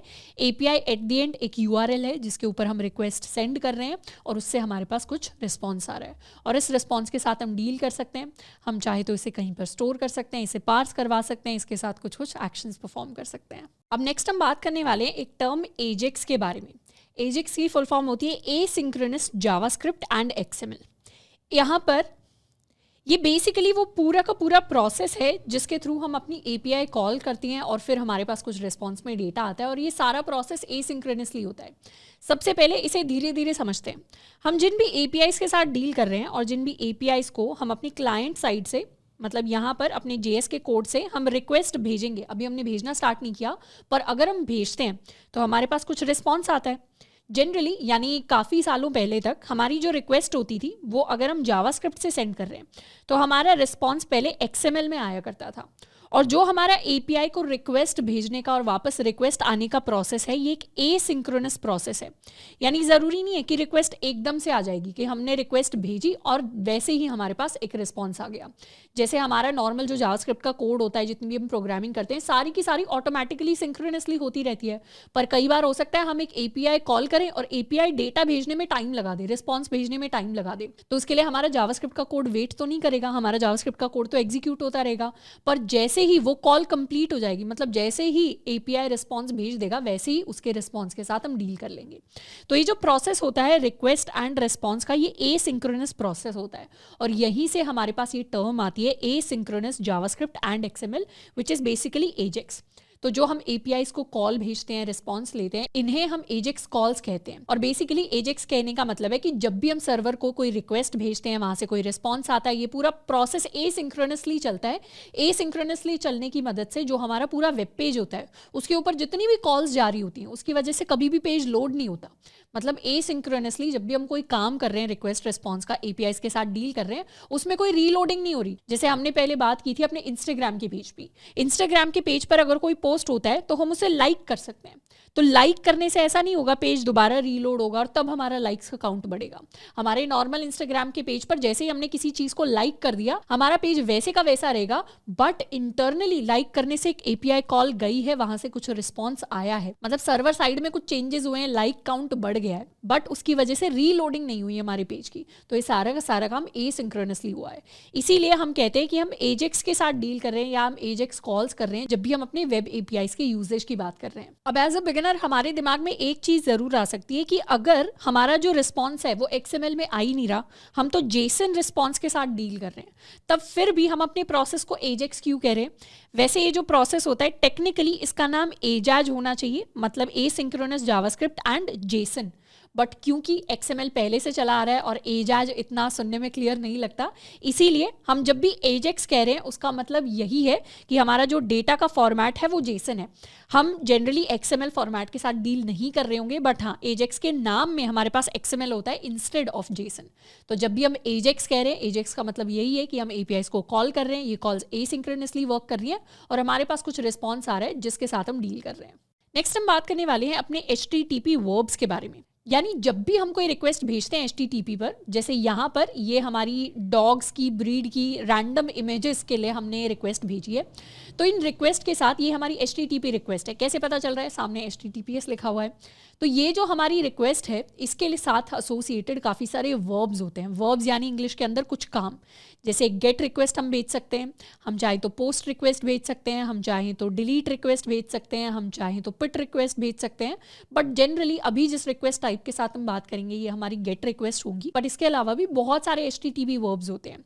जैसे गेट रिक्वेस्ट का जनरल मतलब ये होता है कि जब भी हमें कोई इन्फॉर्मेशन गेट करनी होती है यानी लेनी होती है, जैसे इस API को हम कॉल करेंगे तो हमारे पास कुछ इन्फॉर्मेशन आ रही है, यानी हमारा जेसन डेटा आ रहा है, रिस्पॉन्स आ रहा है, तो ये इसको कह सकते हैं कि इस रिक्वेस्ट का टाइप गेट रिक्वेस्ट है। जब भी हम पोस्ट रिक्वेस्ट करते हैं, पोस्ट रिक्वेस्ट कहने का मतलब है कि हम अपनी API रिक्वेस्ट के साथ कुछ डेटा पोस्ट करना चाह रहे हैं, कुछ डेटा भेजना चाह रहे हैं। जब भी हम डिलीट रिक्वेस्ट की बात करते हैं तो जनरली जब डिलीट रिक्वेस्ट होती है APIs के अंदर तो वहां पर हम किसी ना किसी चीज को डिलीट करने की कोशिश करते हैं। तो अभी बस हम डेटा जो है, रिस्पॉन्स जो है उसको गेट करने की कोशिश कर रहे हैं, इसीलिए नॉर्मली सिर्फ फ्रंट एंड वाली साइड यानी अभी जो क्लाइंट साइड कोड के साथ हम डील करेंगे, अभी जो हम API कॉल्स करेंगे उसमें हम सिर्फ गेट रिक्वेस्ट के साथ डील करेंगे। बट जो डिफरेंट HTTP वर्ब्स हैं और इनके अलावा भी और भी काफी सारे, उनके साथ उन वर्ब्स के साथ हम तब डील करेंगे जब हम अपना सर्वर साइड कोड लिखना स्टार्ट करेंगे, यानी जब हम अपनी खुद की कस्टम बिल्ट APIs बिल्ड करेंगे, यानी जब हम अपनी खुद की APIs को बिल्ड करेंगे तब हम डिफरेंट HTTP वर्ब्स के साथ काम करना स्टार्ट करेंगे। नेक्स्ट हम बात करने वाले हैं स्टेटस कोड्स के साथ। तो जनरली जब भी हमारी एपीआई से रिस्पांस वापस आता है तो हमारे पास बहुत सारे स्टेटस कोड्स होते हैं। इसमें सबसे फ्रीक्वेंटली हमने ये स्टेटस कोड्स देखे होंगे। अगर स्टेटस कोड 200 रिस्पांस के साथ एक स्टेटस कोड भी आता है, अगर वो कोड 200 है तो इसका मतलब है सब कुछ ठीक है। जैसे हमने ये अपनी डॉग एपीआई को कॉल लगाई थी, उसने हमें क्या किया, ये रिस्पॉन्स भेजा एंड इस रिस्पॉन्स के साथ हमारे पास कुछ स्टेटस कोड आया और यहाँ हमें दिख रहा है status code is equal to 200 and it means okay. तो इसका मतलब है सारी चीज़ें सक्सेसफुली काम कर गई।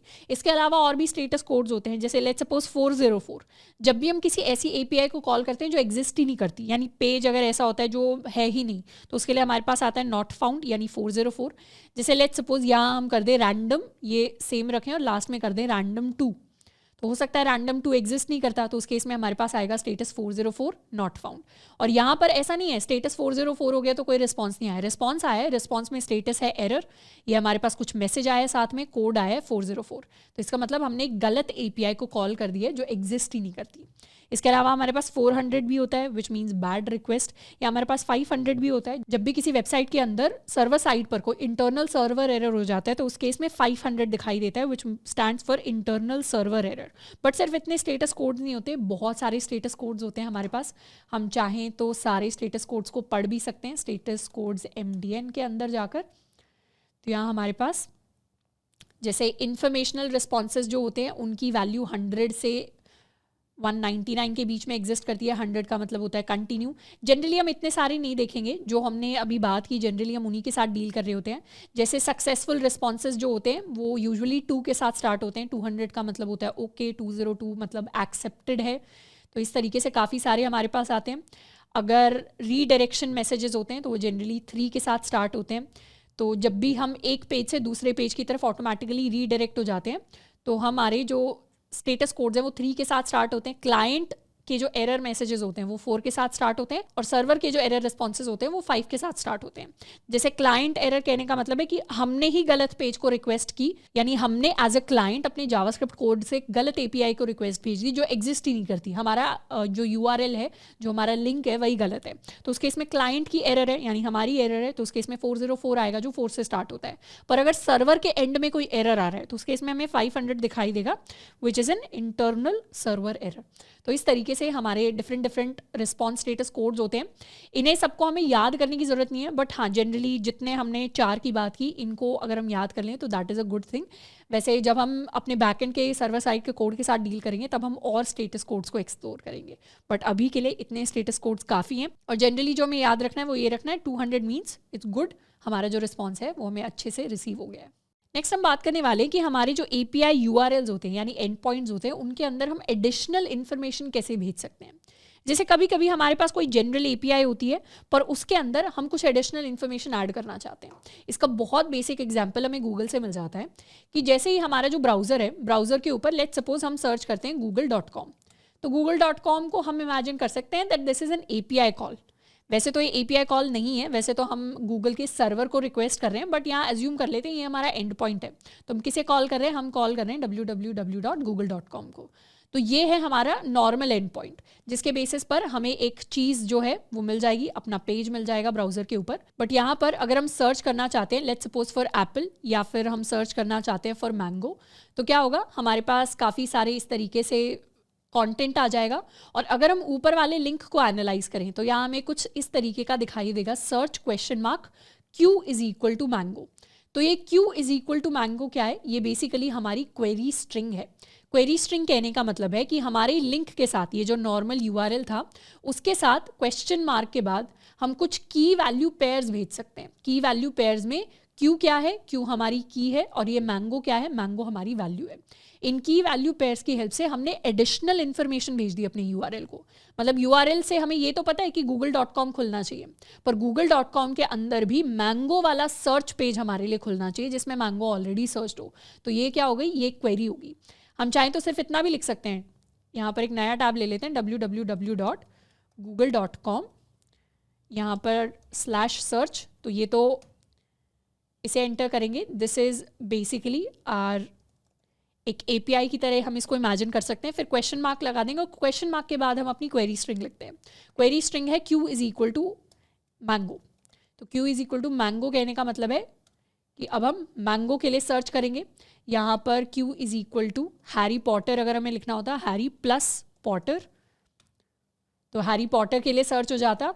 अगर हम यहाँ पर लिखते Q is equal to apple, तो ये एप्पल के लिए सर्च हो जाता। तो इस तरीके से ये जो Q and is equal to apple का पेयर है, ये हमारा की वैल्यू पेयर है जो हमारी क्वेरी स्ट्रिंग होती है। और ये क्वेरी स्ट्रिंग क्या कर रही है, हमारे नॉर्मल यूआरएल को एडिशनल इन्फॉर्मेशन प्रोवाइड कर रही है।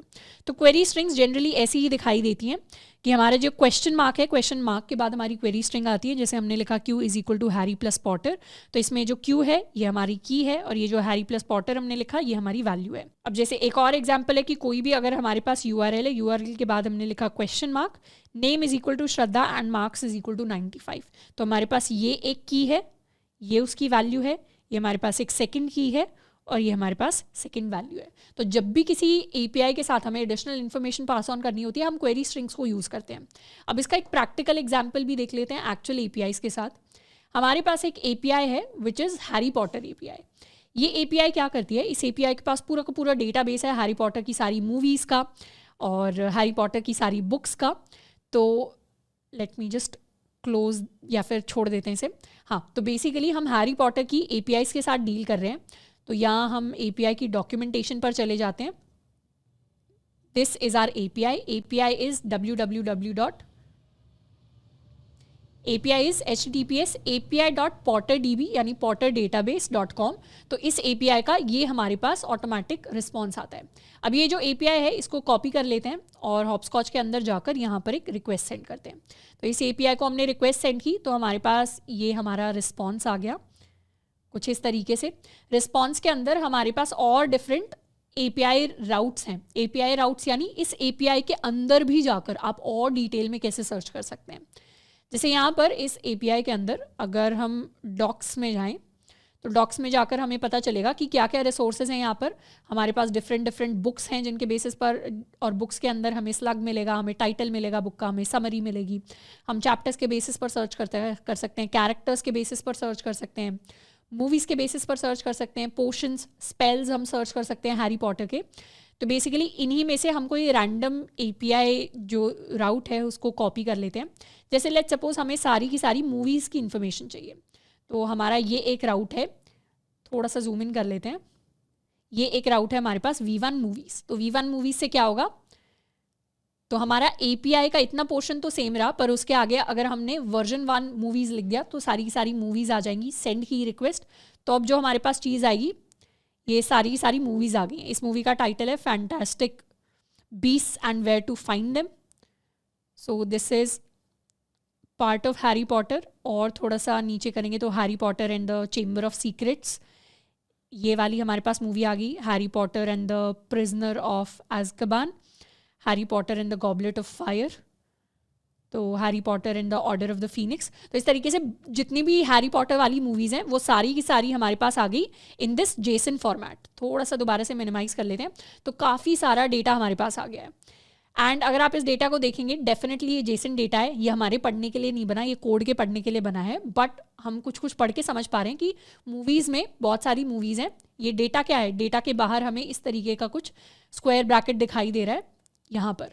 तो ये डेटा क्या है, ये डेटा एक्चुअली एक एरे है। एरे के अंदर हर इंडिविजुअल एक हमारी ऑब्जेक्ट है जिसके अंदर हमारी एक मूवी के बारे में सारी डिटेल्स हैं, उसका टाइटल है, उसकी समरी है। अब हम चाहते हैं हमें एक पर्टिकुलर मूवी की डिटेल चाहिए।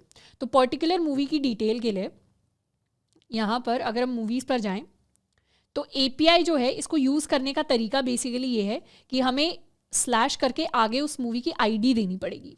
एक बार हम बात कर लेते हैं कि हम एग्जैक्टली किस चीज़ की बात कर रहे हैं। हम अपने ओरिजिनल URL पर जाते हैं, रिक्वेस्ट सेंड करते हैं। तो यहाँ हमें दिखाई दे रहा है API राउट्स के अंदर V1 मूवीज़ से तो हमें मूवीज़ मिलेंगी, बट V1 मूवीज़ के सामने एक और हमारे पास वैसा सा ही आइडेंटिकल राउट है जिसके सामने लिखा हुआ है :ID। जैसे अगर हमारा कोई भी URL होता है, URL के सामने अगर इस तरीके से लिखा होता है :ID या :नंबर या :Q, इस तरीके से कोई चीज़ लिखी हुई है, या फिर कई बार ऐसे भी लिखा होता है डबल कोट्स ID, या हो सकता है हमारे पास लिखा हो एंगुलर कोट्स ID। तो इसका मतलब होता है ये हमारे कुछ वेरिएबल्स हैं, ये सारे के सारे वेरिएबल्स हैं जिनके लिए हमें वैलिड वैल्यू पास करने की ज़रूरत है। मतलब ये जो वैल्यू है, इतना जो पार्ट है, इसे किसी वैलिड वैल्यू से रिप्लेस किया जाएगा। मतलब यहाँ पर अगर V1 मूवीज /ID लिखा हुआ है तो उसका मतलब है इस इतने पार्ट को हम एक वैलिड मूवी ID से रिप्लेस करेंगे तो हम एक स्पेसिफिक मूवी की इंफॉर्मेशन फाइंड आउट कर सकते हैं। तो यहाँ पर सबसे पहले तो V1 मूवीज कर लेते हैं। तो V1 मूवीज से हमारे पास सारी मूवीज आ गई और लेट्स सपोज ये वाली जो मूवी है कोई नोन मूवी हम कर लेते हैं, Harry Potter and the chamber of secrets. ये वाली जो मूवी है इसकी ID यहाँ से कॉपी कर लेंगे। अब हम क्या करने वाले हैं एक बार लिख के देखते हैं :ID, सेंड की रिक्वेस्ट। जैसे ही रिक्वेस्ट सेंड करी ये आ गया स्टेटस 404। इसका मतलब है कि ये जो पेज है एग्जिस्ट नहीं करता, तो /ID वर्क नहीं करेगी। Could not find the movie with ID = :ID। तो यहाँ हमें एक वैलिड ID पास करनी पड़ेगी, ये वाली ID। सेंड कर दी रिक्वेस्ट, तो अब हमारे पास सिंगल मूवी का डेटा आएगा। कौन सी सिंगल मूवी है? Harry Potter and the chamber of secrets. उसकी समरी आ गई, डायरेक्टर आ गए, प्रोड्यूसर आ गए, एक्टर्स का शायद नहीं है डिटेल्स हमारे पास, बजट आ गया, बॉक्स ऑफिस आ गया, रेटिंग आ गई, ऑर्डर आ गया। तो इस तरीके से काफ़ी सारी डिफरेंट डिटेल्स हमारे पास आ गई। तो एक तो तरीका होता है क्वेरी स्ट्रिंग्स कि कैसे क्वेरी स्ट्रिंग्स के साथ हमें API एंड पॉइंट्स के साथ एडिशनल डेटा पास कर सकते हैं। दूसरा तरीका होता है कि डायरेक्टली हम अपने API राउट्स क्रिएट कर लेते हैं जिसके अंदर कुछ वेरिएबल्स होते हैं जिनकी वैल्यू को हम रिप्लेस करते हैं। तो यहाँ हमने क्या किया, अपनी वैल्यू को रिप्लेस किया एक वैलिड ID वैल्यू के साथ और उसने हमें उस ID से रिलेटेड सारी की सारी इन्फॉर्मेशन ला कर दे दी। अब क्वेरी स्ट्रिंग्स का एग्जाम्पल देखने के लिए हम क्या करेंगे, हम एक और API को यूज़ करेंगे। ये है हमारी यूनिवर्सिटी API।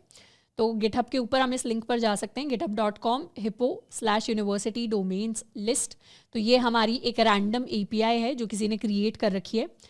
इस API के अंदर अगर हम जाएं तो बेसिकली ये वाला API लिंक है जिसके ऊपर हम एक क्वेरी भेज सकते हैं, सेंड करेंगे क्वेरी एंड ये सारी की सारी चीज़ें हमारे पास आ गई। तो इस API के अंदर क्या है, इस API के अंदर हम अपनी कंट्री के बेसिस पर कॉलेजेस को सर्च कर सकते हैं। तो इस API को हम बाद में यूज़ करेंगे एक छोटी सी एक्टिविटी करने के लिए, बट अभी के लिए ये हमारा API है और API से ये सारे रिस्पॉन्सेज अभी हमारे पास आ रहे हैं। बट इसके आगे एक /search करके राउट है जिसके बाद अगर हम लिखते हैं क्वेश्चन नेम = इंडिया, अगर हमने सिर्फ इतना लिखा और हमने सेंड की रिक्वेस्ट तो उससे क्या हुआ, हमारे पास इंडिया के जितने भी यूनिवर्सिटीज़ एंड कॉलेज की इन्फॉर्मेशन इस API के पास है वो सारे के सारे आ गए। या लेट्स सपोज इंडिया की जगह अगर हम करते हैं कनाडा, सेंड किया तो कनाडा के जितने भी कॉलेजेस की लिस्ट है यहाँ पर यूनिवर्सिटीज़ की, जैसे फर्स्ट कॉलेज का नेम है कनाडा कॉलेज और सेकेंड कॉलेज का नेम है royal military college of Canada, तो थर्ड का नेम है first Nations university of Canada. तो इस तरीके से 3 ही आए। हम चाहें तो let's suppose we send it for Nigeria, enter किया, we get Nigeria defence academy, we get Nigeria Turkish Nile university, ABTI American university of Nigeria, university of Nigeria, national open university of Nigeria. तो इस तरीके से किसी भी country के name के basis पर उसके यूनिवर्सिटी के डेटा को हम लेकर आ सकते हैं। तो ये क्वेश्चन मार्क के बाद क्या लिखा है हमने, ये जो नेम = नाइजीरिया है ये बेसिकली हमारी क्वेरी स्ट्रिंग है जिसके अंदर नेम हमारी की है और नाइजीरिया जो भी हम कंट्री का नाम सेंड करें वो हमारी वैल्यू है। जनरली हमारी वैल्यू वेरिएबल हो सकती है, हम कोई भी वैल्यू चेंज करके भेज सकते हैं, बट हमारी की जो है कॉन्स्टेंट रहती है। But let's suppose name = Nigeria के साथ या हमने साथ में लिख दिया स्टेट = दिल्ली। अब जब हम क्वेरी को सेंड करेंगे तो हमारे पास 404 नहीं आएगा या कुछ और रैंडम एरर नहीं आएगा, हमारे पास सेम डेटा आएगा। ये डेटा आने का रीज़न ये है कि क्वेरी स्ट्रिंग्स के अंदर अगर हम ऐसा कोई की वैल्यू पेयर भेज देते हैं जिसका कोई सेंस नहीं है, जिसको API रिकॉग्नाइज नहीं करती रिक्वेस्ट के अंदर, तो API क्या करती है, सिंपली उसे इग्नोर कर देती है। तो जो की वैल्यू पेयर क्वेरी स्ट्रिंग्स के अंदर वैलिड नहीं होता वो इग्नोर हो जाता है और जो यूजफुल होता है जिसे हमारी API रिकॉग्नाइज करती है उसे वो यूज़ कर लेती है। तो इस तरीके से अभी तक हमने 2 तरीके देखे जब हम URL के अंदर अपनी एडिशनल इन्फॉर्मेशन को ऐड कर सकते हैं। सबसे पहला हमने देखा कि कैसे वेरिएबल की फॉर्म में ऐड कर सकते हैं एडिशनल इन्फॉर्मेशन, हम वेरिएबल्स की वैल्यूज़ को सेंड कर सकते हैं। और दूसरा तरीका देखा कि कैसे हम क्वेरी स्ट्रिंग्स के through additional information pass on कर सकते हैं। अब देखने वाले हैं हम एक और तरीका जो होते हैं हमारे HTTP हेडर्स। तो अभी तक हमने वेरिएबल्स देख लिए, हमने क्वेरी स्ट्रिंग्स देख ली, हम अपनी API रिक्वेस्ट के साथ हेडर्स भी भेज सकते हैं और हेडर्स की फॉर्म में हम एडिशनल डेटा भेजते हैं अपनी API रिक्वेस्ट को।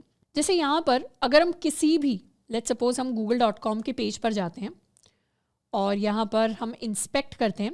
इंस्पेक्ट करके अगर हम अपने नेटवर्क टैब में जाएंगे तो अभी नेटवर्क टैब के अंदर कोई रिक्वेस्ट नहीं दिख रही, बट हम यहाँ पर सर्च करने वाले हैं। Let's suppose for mango. जैसे ही मैंगो सर्च किया यहाँ पे बहुत सारी रिक्वेस्ट आ गई। ये सारी क्या है? ये सारी इंडिविजुअली हमारी रिक्वेस्ट है, एक एक जो है हमारी रिक्वेस्ट है। और इनका स्टेटस यहाँ दिखा रहा है, स्टेटस 204, स्टेटस 204, यहाँ स्टेटस 200 दिखा रहा है, यहाँ स्टेटस 200 दिखा रहा है। रिक्वेस्ट के टाइप भी दिखा रहा है हमें।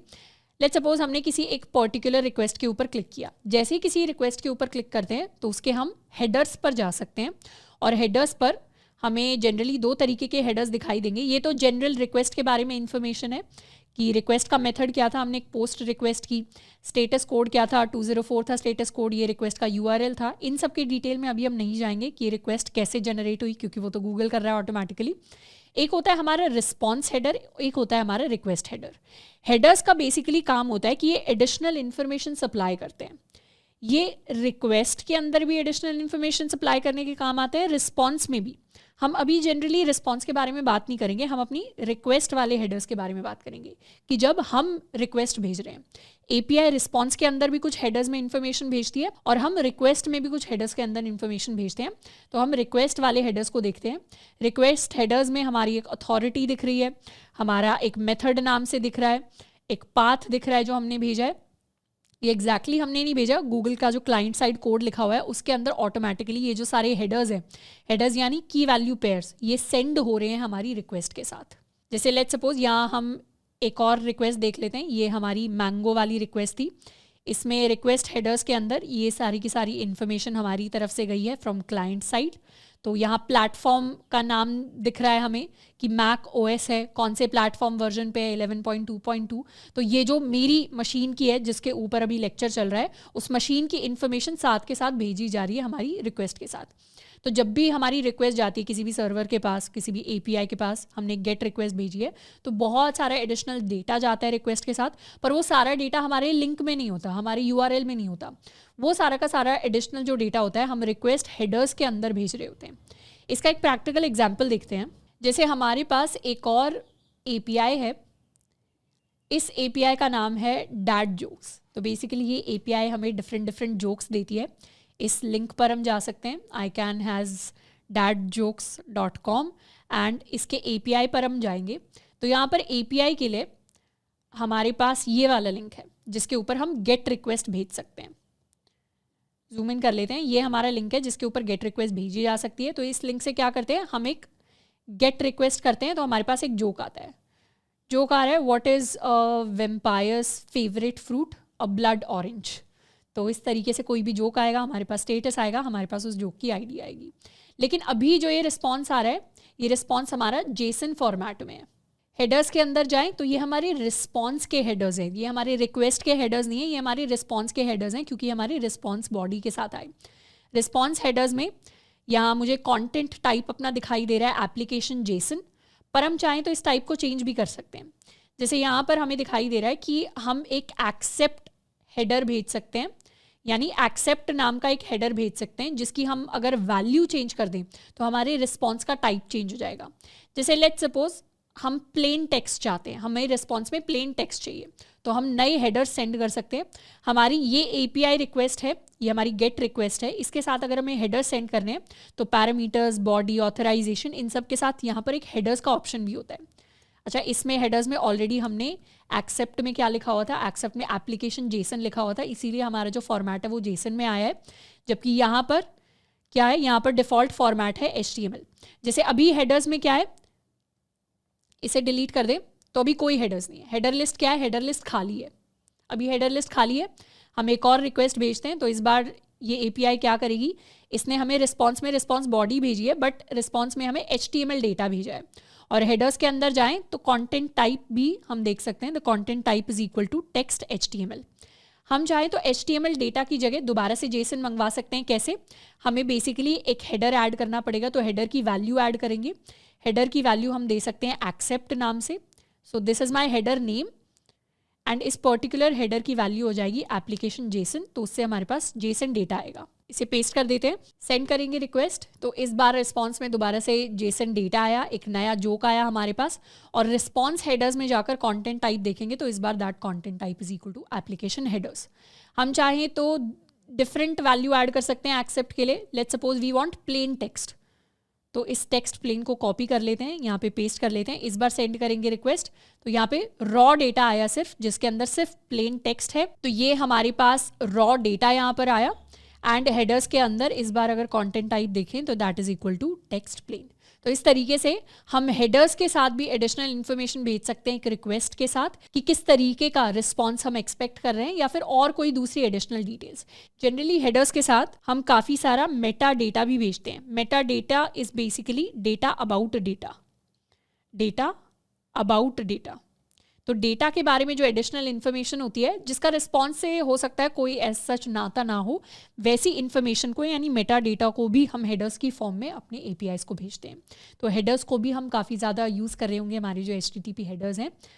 तो अभी तक हमने एपीआईज के अंदर काफ़ी सारी चीज़ें देख ली। एपीआईज के अंदर हमने ये देख लिया एपीआई वर्ब्स क्या होते हैं, स्टेटस कोड क्या होता है, हमारी क्वेरी स्ट्रिंग्स क्या होती हैं, हमारे वेरिएबल्स क्या होते हैं, या हमारे हेडर्स कैसे काम करते हैं, और एपीआईज जनरली कैसे काम करती हैं। और हॉपस्कॉच से हमने काफ़ी सारी एपीआई की कॉल्स अभी तक लगा ली है।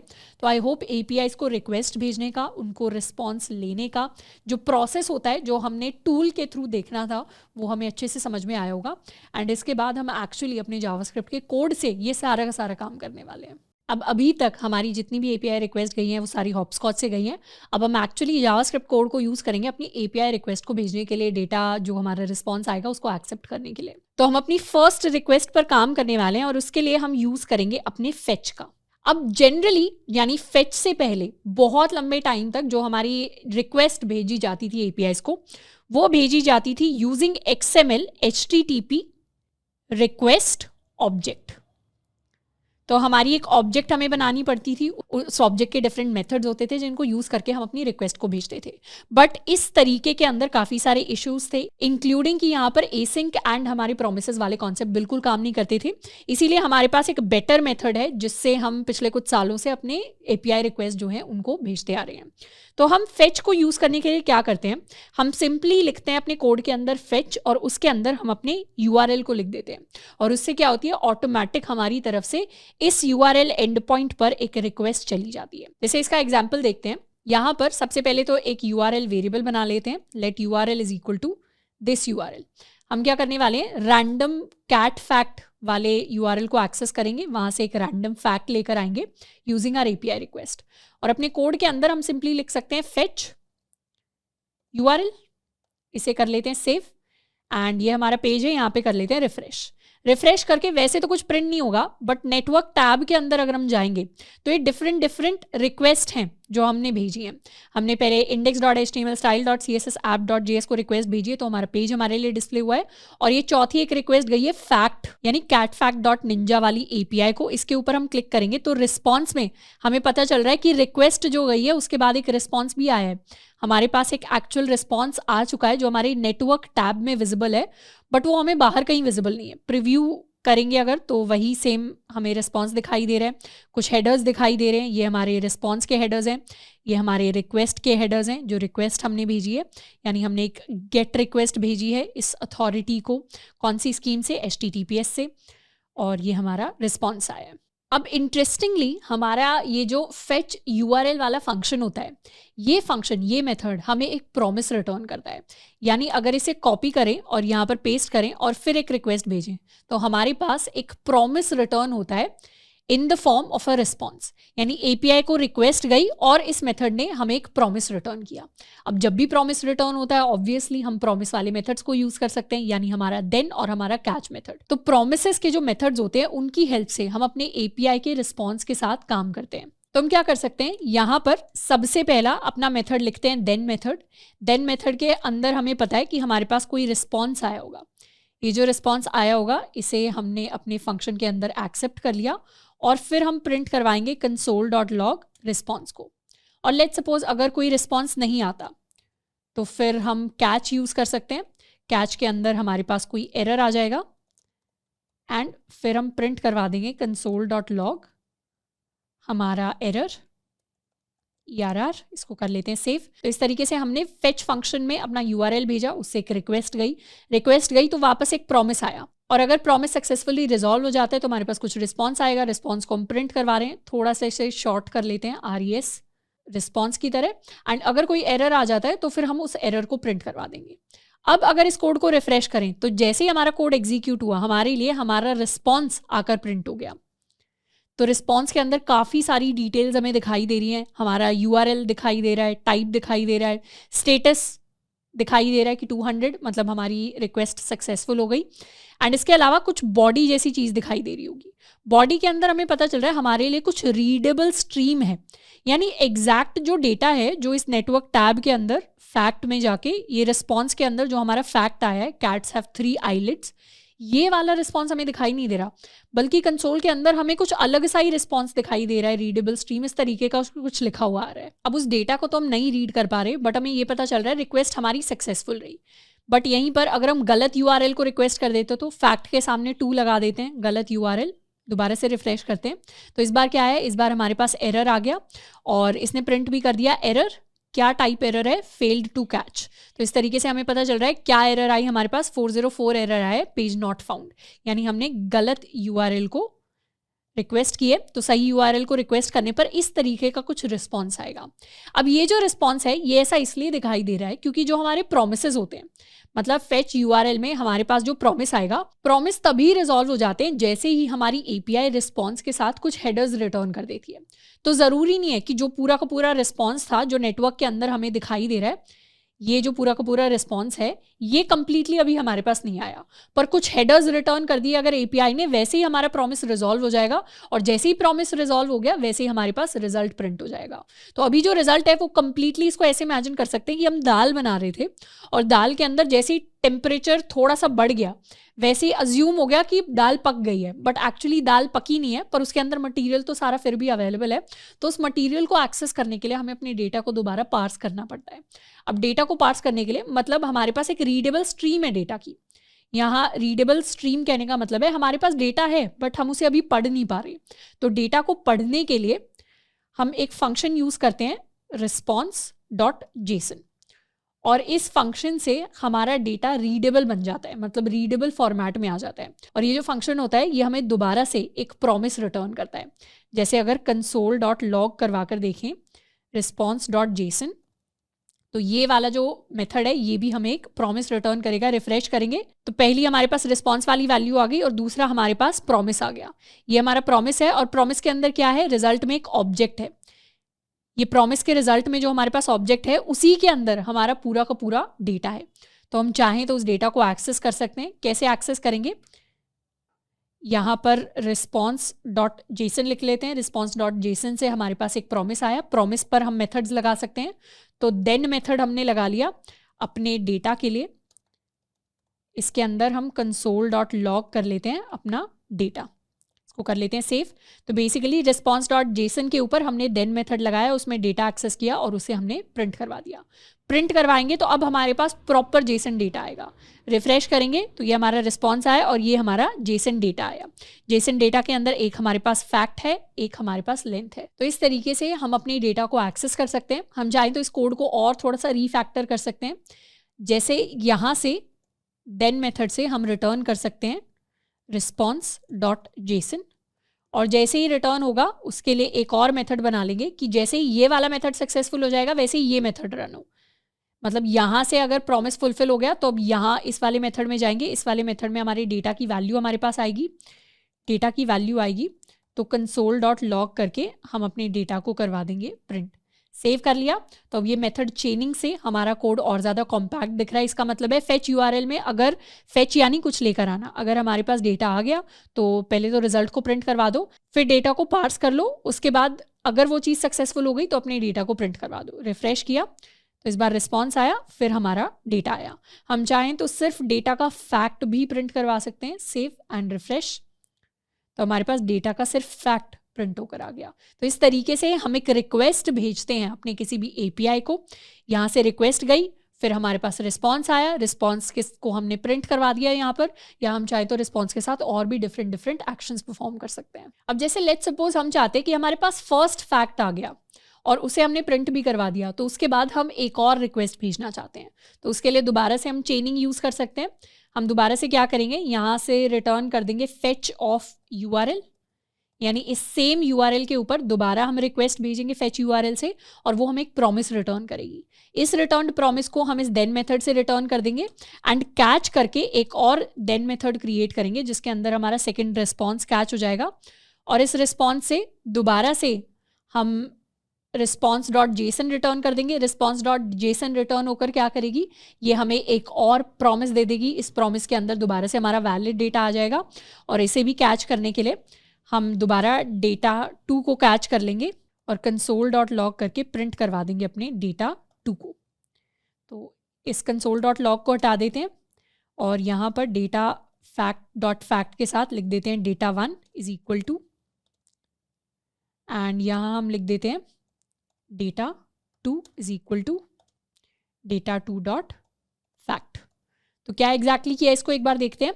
हमने क्या किया, फर्स्ट रिक्वेस्ट की, फर्स्ट रिक्वेस्ट सक्सेसफुल हो गई तो जेसन फॉर्मेट में रिटर्न कर दिया, तो प्रॉमिस एक और कैच कर लिया डेटा के लिए, तो यहाँ पर हमारा डेटा 1 आ गया, उसको प्रिंट कर दिया और एक और रिक्वेस्ट की। जैसे ही रिक्वेस्ट का रिस्पॉन्स आ गया, रिस्पॉन्स को कैच किया, उसे जेसन में कन्वर्ट किया, तो एक और प्रॉमिस ऑब्जेक्ट आ गई। फिर उस प्रॉमिस ऑब्जेक्ट के डेटा 2 को कैच करेंगे और प्रिंट करवा देंगे अपने डेटा 2 को। इसको कर लेते हैं सेव एंड रिफ्रेश। तो इस बार ये हमारे पास फर्स्ट डेटा आ गया एंड ये हमारा सेकंड डेटा आ गया। फर्स्ट डेटा में एक रैंडम फैक्ट आ गया, सेकंड डेटा में एक रैंडम फैक्ट आ गया।